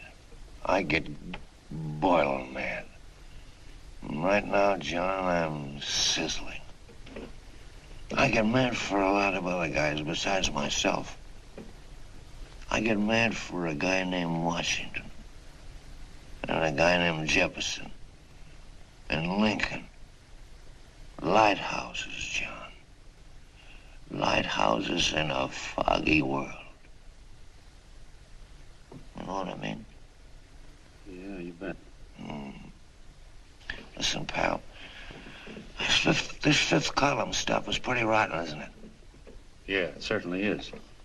And you'd feel like an awful sucker if you found yourself marching right in the middle of it, wouldn't you? You. Of course, you wouldn't know it because you're gentle. But that's what you're doing. You're mixed up with a skunk, my boy. A no-good, dangerous skunk. Say, you're not talking about Mr. Norton, are you? I'm not talking about his grandfather's pet poodle. You must be wrong, Mr. Cannell. Because he's been marvelous about the John Doe clubs. Yeah? Say, you're sold on this John Doe idea, aren't you? Sure. Sure. I don't blame you. So am I. It's a beautiful miracle. A miracle that can only happen right here in the good old USA. And I think it's terrific. What do you think of that? Me, hard-boiled Cannell, and I think it's plenty terrific. All right. Now, supposing a certain unmentionable worm whose initials are DB was trying to use that to shove his way into the White House so he could put the screws on, so he could turn out the lights in those lighthouses. What would you say about that, huh? Nobody's going to do that, Mr. Cannell. They can't use the John Doe clubs for politics. That's the main idea. Is that so? Then what's a big political boss like Hammer doing in town? And a labor leader like Bennett? And a lot of other big shots are up at DB's house right now. Wolves, John. Wolves. Waiting to cut up the John Does. Wait till you get a gander at the speech you're going to make tonight. You're all wet. Miss Mitchell writes those speeches. Nobody can make her write that kind of stuff. They can't, huh? Who do you think writes them? My Aunt Emma? I know she writes them. And gets a big bonus for doing them, too. A mink coat and a diamond bracelet. Don't write them. Why, that gold-grabbing dame would double-cross her own mother for a handful of Chinese yams. Shut up. If you weren't drunk, I'd... Hey, boss. Here's the speech, boss. Hey. Go on and read it, John, and then start sucking. Hey, wait a minute, Mr. Doe. Tubby? Yes, sir. Better bring me a glass of milk. I'm smoking too much. Yes, Charlie? Got everything all set? Fine. John Doe been taken care of? Good. How many people do you think will be there? 15,000? Oh, my, that's fine. Now, listen, Charlie. As soon as John Doe stops talking about me, I want you to start that demonstration. And make it a big one, you understand? Don't worry about that, DB. My boys are there. They'll take care of it. What? Yes, I'll be there 15 minutes after I get your call. Why, Mr. Doe. Where are they? In the dining room, sir.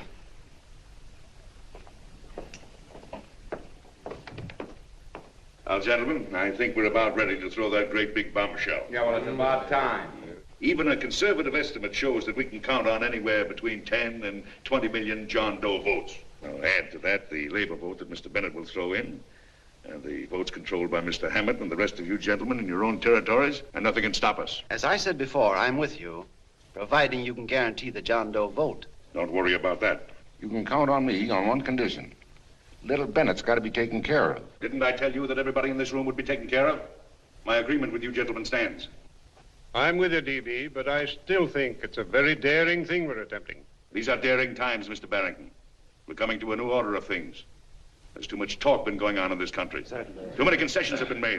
What the American people need is an iron hand. You're right. That's true. You're quite right, Levy. Discipline. And now, may I offer a little toast to Miss Ann Mitchell, the brilliant and beautiful lady who is responsible for all this.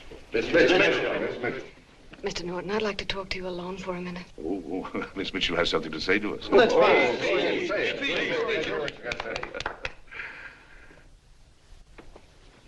Hello.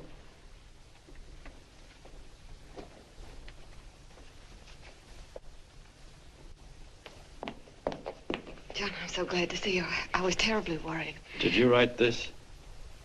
Yes, I did, John, but I had no idea what was going on. You didn't? No. That's a swell bracelet you're wearing. John, why aren't you at the convention?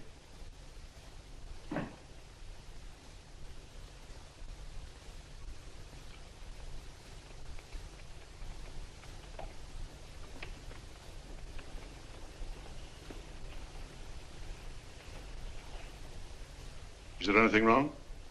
No, nothing's wrong. Everything's fine. So there's going to be a new order of things, huh? Everybody's going to cut himself a nice fat slice of the John Does, eh? You forgot one detail, Mr. Big Shot. You forgot me, the prize stooge of the world. Why, if you or anybody else thinks he's going to use the John Doe clubs for his own rotten purpose, he's going to have to do it over my dead body. Oh, hold on a minute, young man. Hold on. That's rather big talk. I started the John Doe clubs with my money. And I'll decide whether or not they're being properly used. No, you won't. You're through deciding anything. And what's more, I'm going down to that convention and I'm going to tell those people exactly what you and all your fine feathered friends here are trying to cook up for them. And I'm going to say it in my own words this time. Stop it, baby. You ruined us, Stevie. Wait a minute, fella. My uncle wants to talk to you. Listen to me, my son. Before you lose your head completely, may I remind you that I picked you up out of the gutter and I can throw you right back there again? You've got a nerve accusing people of things. These gentlemen and I know what's best for the John Does of America, regardless of what tramps like you think. Get off that righteous horse of yours and come to your senses. You're the fake. We believe in what we're doing. You're the one that was paid the 30 pieces of silver. Have you forgotten that? Well, I haven't. You're a fake John Doe, and I can prove it. You're the big hero that's supposed to jump off tall buildings and things. Do you remember? What do you suppose your precious John Does will say when they find out that you never had any intention of doing it, that you were being paid to say so? You're lucky they didn't run you out of the country. With the newspapers and the radio stations that these gentlemen control, we can kill the John Doe movement deader than a doornail. We'll do it, too, the moment you step out of line. Now, if you still want to go to that convention and shoot your trap off, you go ahead and do it.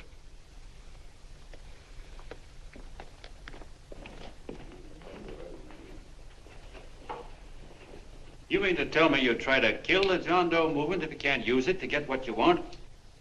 You bet your bottom dollar we would.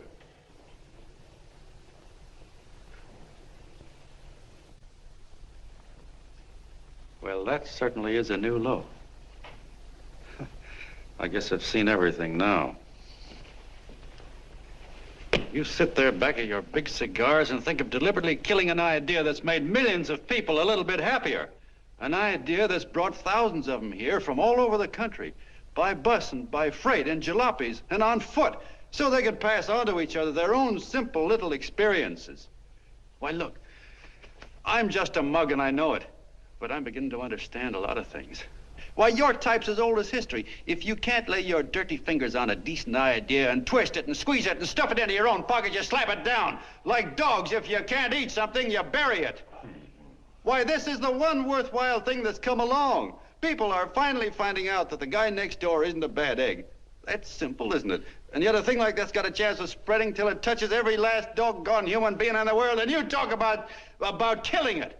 Why, when this fire dies down, what's going to be left? More misery, more hunger, and more hate. And what's to prevent that from starting all over again? Nobody knows the answer to that one, and certainly not you with those slimy, bollixed-up theories you got. The John Doe idea may be the answer, though. It may be the one thing capable of saving this cockeyed world. Yet you sit back there on your fat hulks and tell me you'll kill it if you can't use it. Well, you go ahead and try. You couldn't do it in a million years with all your radio stations and all your power. Because it's bigger than whether I'm a fake. It's bigger than your ambitions, and it's bigger than all the bracelets and fur coats in the world. You bet it is, John. And that's exactly what I'm going down there to tell those people. A minute, you ungrateful rat. My uncle's been too good. Getting away. Give me the bullet. John!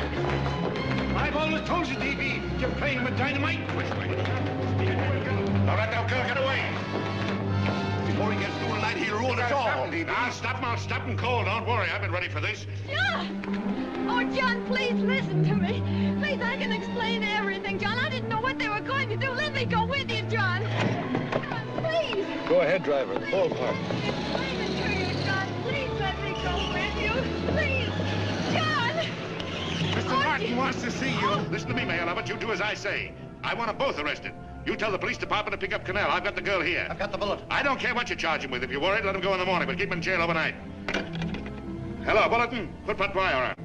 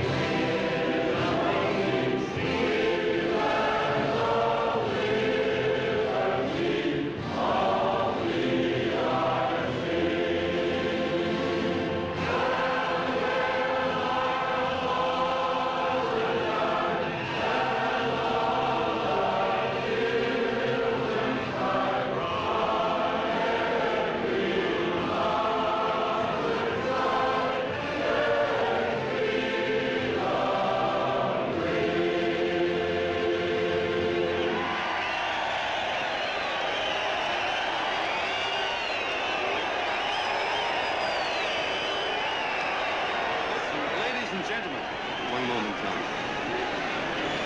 We begin with a short prayer. Quiet, please. Ladies and gentlemen, let us have a moment of silent prayer for the John Does all over the world, many of whom are homeless and hungry. Rise, please. Everybody rise.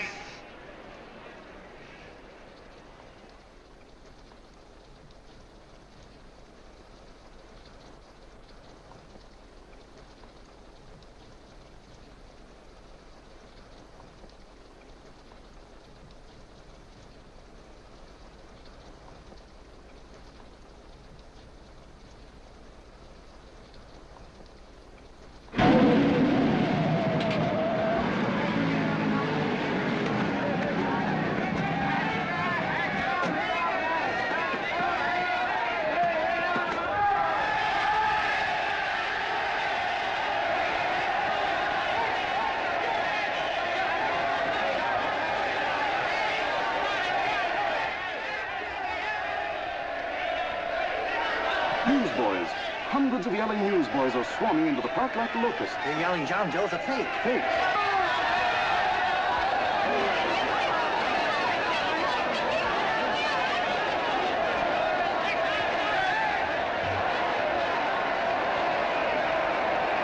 Federal investigation urged by Chamber of Commerce. How could he be a fake? It must be some kind of a gag. A what? A gag. A gag.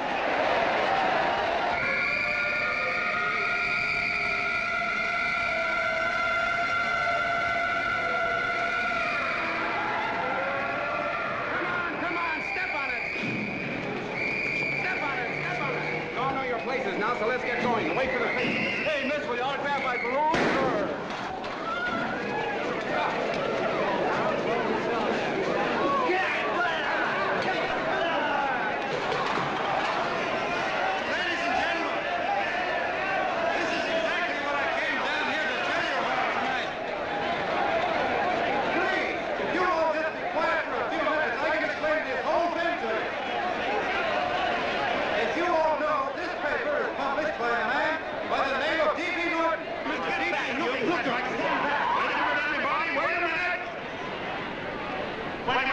Gentlemen,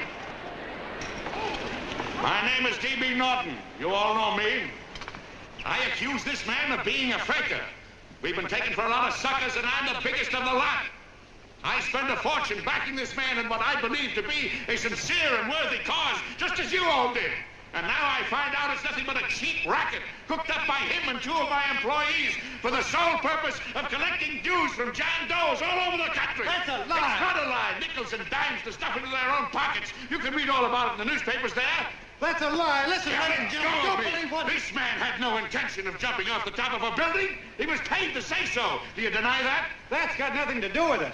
Were you paid for it or weren't you? Yes, I was paid, but there happened... And what about the suicide note? You didn't write that either. What difference Did you write it or didn't you? No, I didn't write it. Now, you bet your life you didn't. You look in your papers, ladies and gentlemen, and you'll find Miss Nixon's signed confession that she was the one who wrote it. Listen, folks, it's a fact that I didn't write the letter. There, you see, he admits it. You're a fake, John Doe. Now, for what you have done to all these good people, they ought to run you out of the country. And I hope they do it.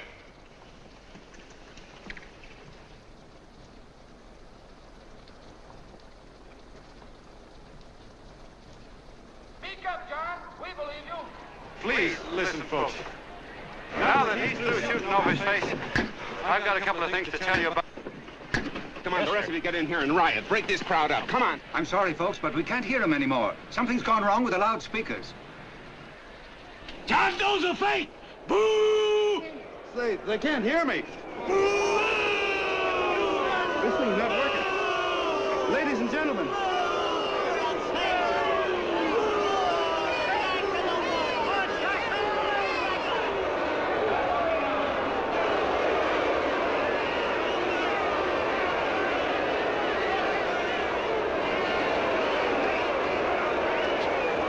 This thing's bigger than whether I'm a fake. Look, Kirk, you believe me, don't you? Sure. I believe you. Walking my legs off, digging up 5,000 signatures for a phony.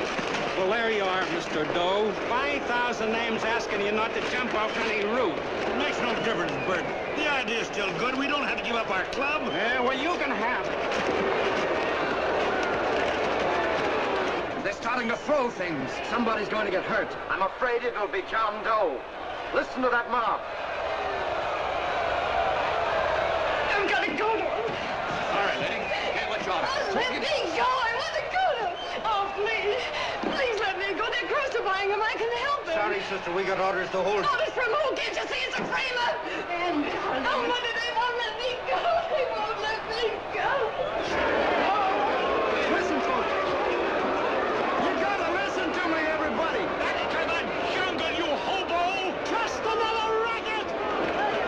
Stick to your clubs. We've been fed baloney so long, we're getting used to it.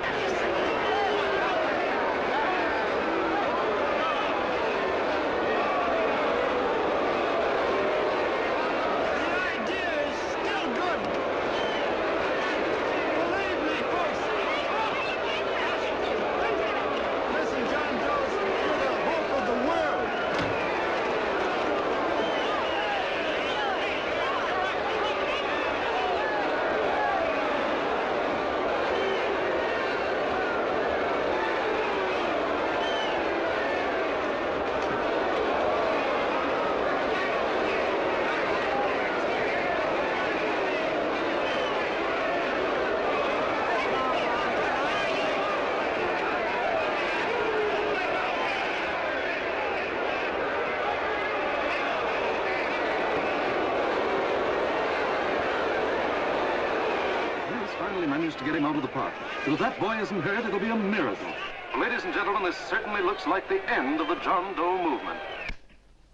Well, boys, you can chalk up another one to the Pontius Pilates.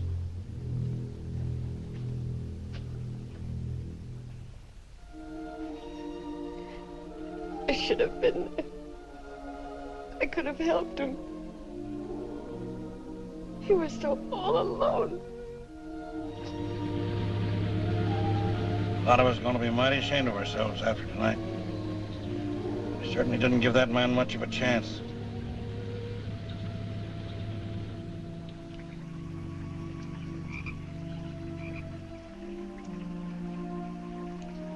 Have some more coffee, Long John? No thanks, Carl.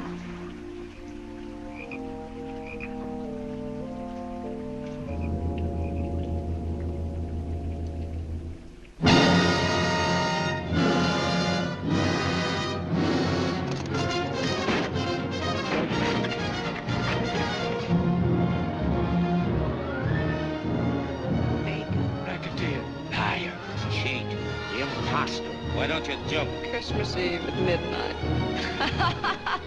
Bye, Mr. Doe. You're a wonderful man. And God bless you, my boy. Now get in there and pitch.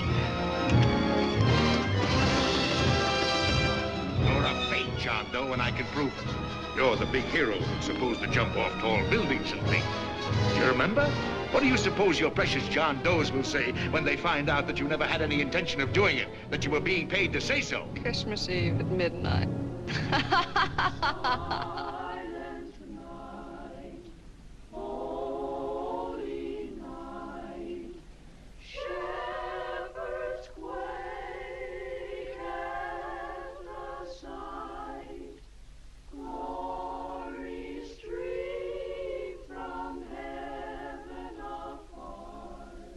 Merry Christmas, son. Merry Christmas.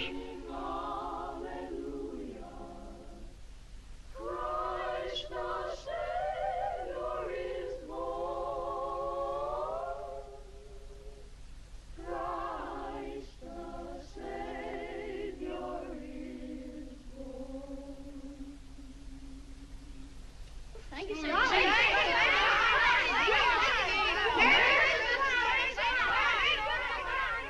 Who? John Doe. Is that screwball still around? Dame's been calling all day. Sure, I know. Yeah, at midnight, huh? Okay, lady. We'll have the place surrounded with nets. They're laughing at me.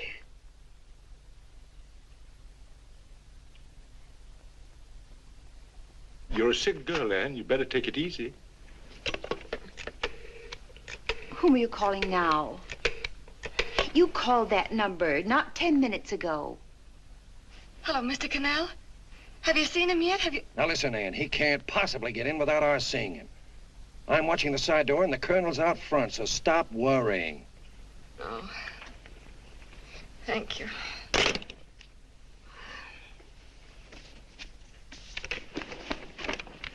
What, Ann? Anne, don't be foolish. If this isn't the craziest, the battiest, the looniest wild goose chase I ever heard of. Shut up, Bert. Sourpuss is right. Yeah, well, if he is, I'm a banana split. That man is going to be on that roof. Don't ask me how I know. I just know, and you know it as well as I do. Sure. I'd like to believe in fairy tales, but a guy that's a fake isn't going to jump off any roof. I don't think he was any fake, not with that face. And anyway, what he stood for wasn't a fake. Okay, honey, okay.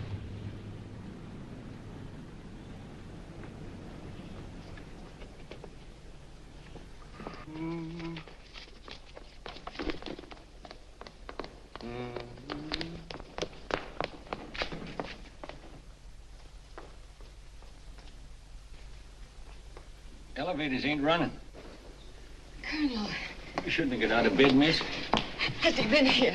No. Have you seen him? I ain't seen him for a week. Where's Canal? He's watching the other door. Oh, gee, you're swell. Oh. No sense in going up there. I've been here for hours. He ain't here. Let me go, will you? Now that's crazy. It's 14 floors.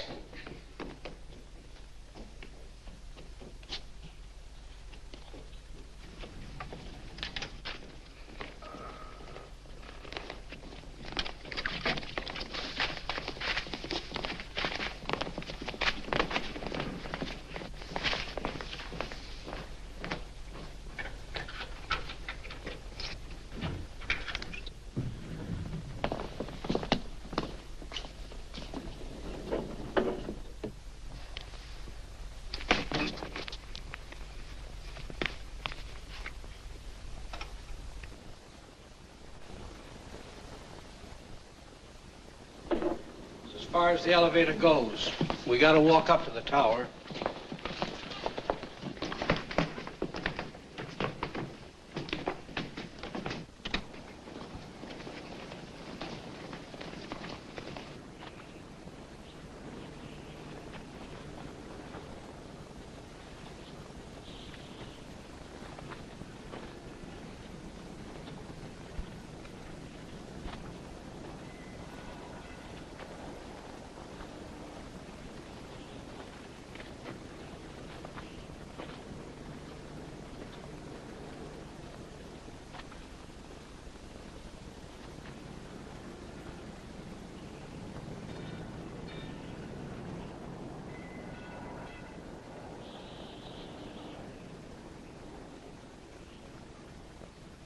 That tramp was probably full of Christmas cheer and asleep in some flop house. Let's go. I've got to decorate my tree.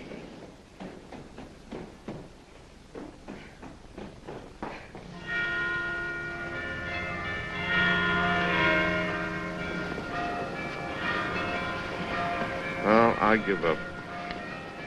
I don't know what gave us the idea that we'd attempt anything like this. I guess you're right. I'm afraid the joke's on us. Let's go. I hope nobody finds out we've been here.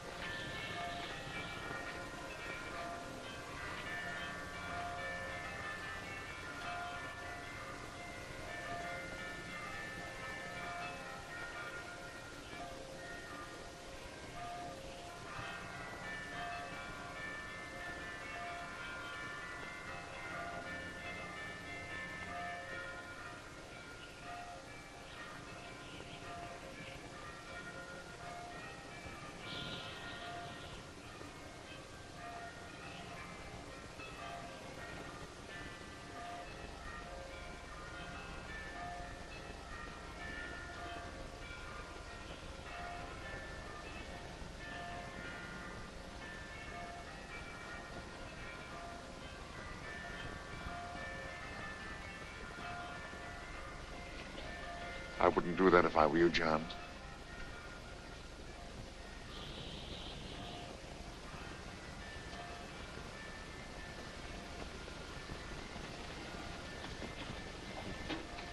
It'll do you no good. The mayor has policemen downstairs with instructions to remove all marks of identification you may have on your person. You'll be buried in Potter's Field and you will have accomplished nothing.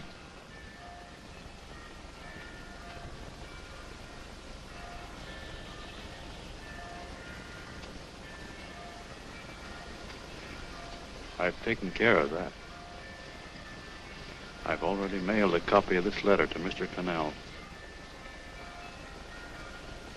John, why don't you forget this foolishness? Stop right where you are, Mr. Norton, if you don't want to go overboard with me.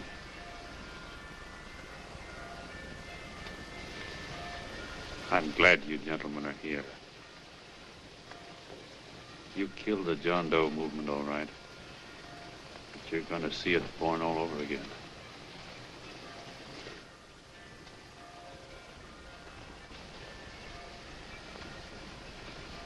Now take a good look, Mr. Norton. John! John! Oh, John, no, I won't let you. I love you, darling.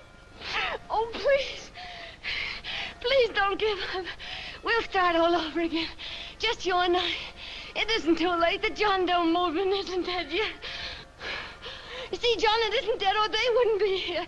It's alive in them. They kept it alive by being afraid of. That's why they came up here. Oh, darling. Sure, it should have been killed. It was dishonest. But we can start clean now. Just you and I.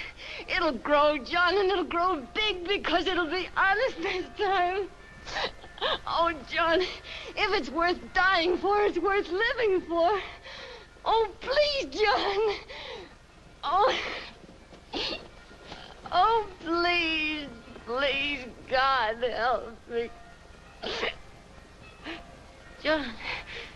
John, look at me. You want to be honest, don't you? Well, you don't have to die to keep the John Doe idea alive. Someone already died for that once. The first John Doe. And he's kept that idea alive for nearly 2,000 years. It was he who kept it alive in them. And he'll go on keeping it alive forever and always.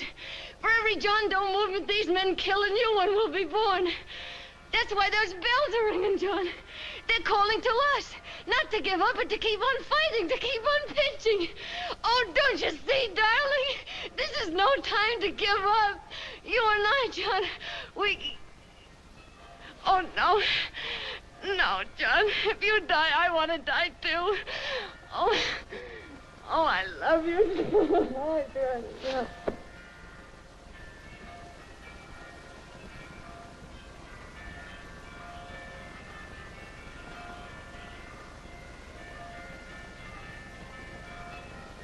Mr. Doe, you don't have to... We're with you, Mr. Doe. We just lost our heads and acted like a mob. What Bert's trying to say is that we need you, Mr. Doe. There were a lot of us that didn't believe what that man said. We were going to start up our John Doe Club again, whether we saw you or not, weren't we, Bert? And there were a lot of others that were going to do the same thing. Well, Mr. Sourpuss even got a letter from his cousin in Toledo. I got it right here, Mr. Doe. Only it'd be a lot easier with you. Please. Please come with us, Mr. Doe.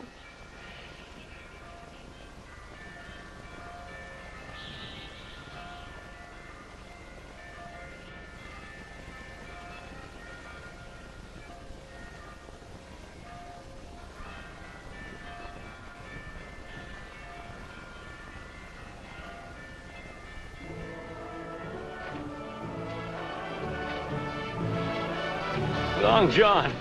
Mr. Doe. Here, we'll help you with it. She'll be all right. Mr. Doe, take her right down to the car. And right up. Look, we got a car right down to her. Leon Norton, the people. Try and lick that.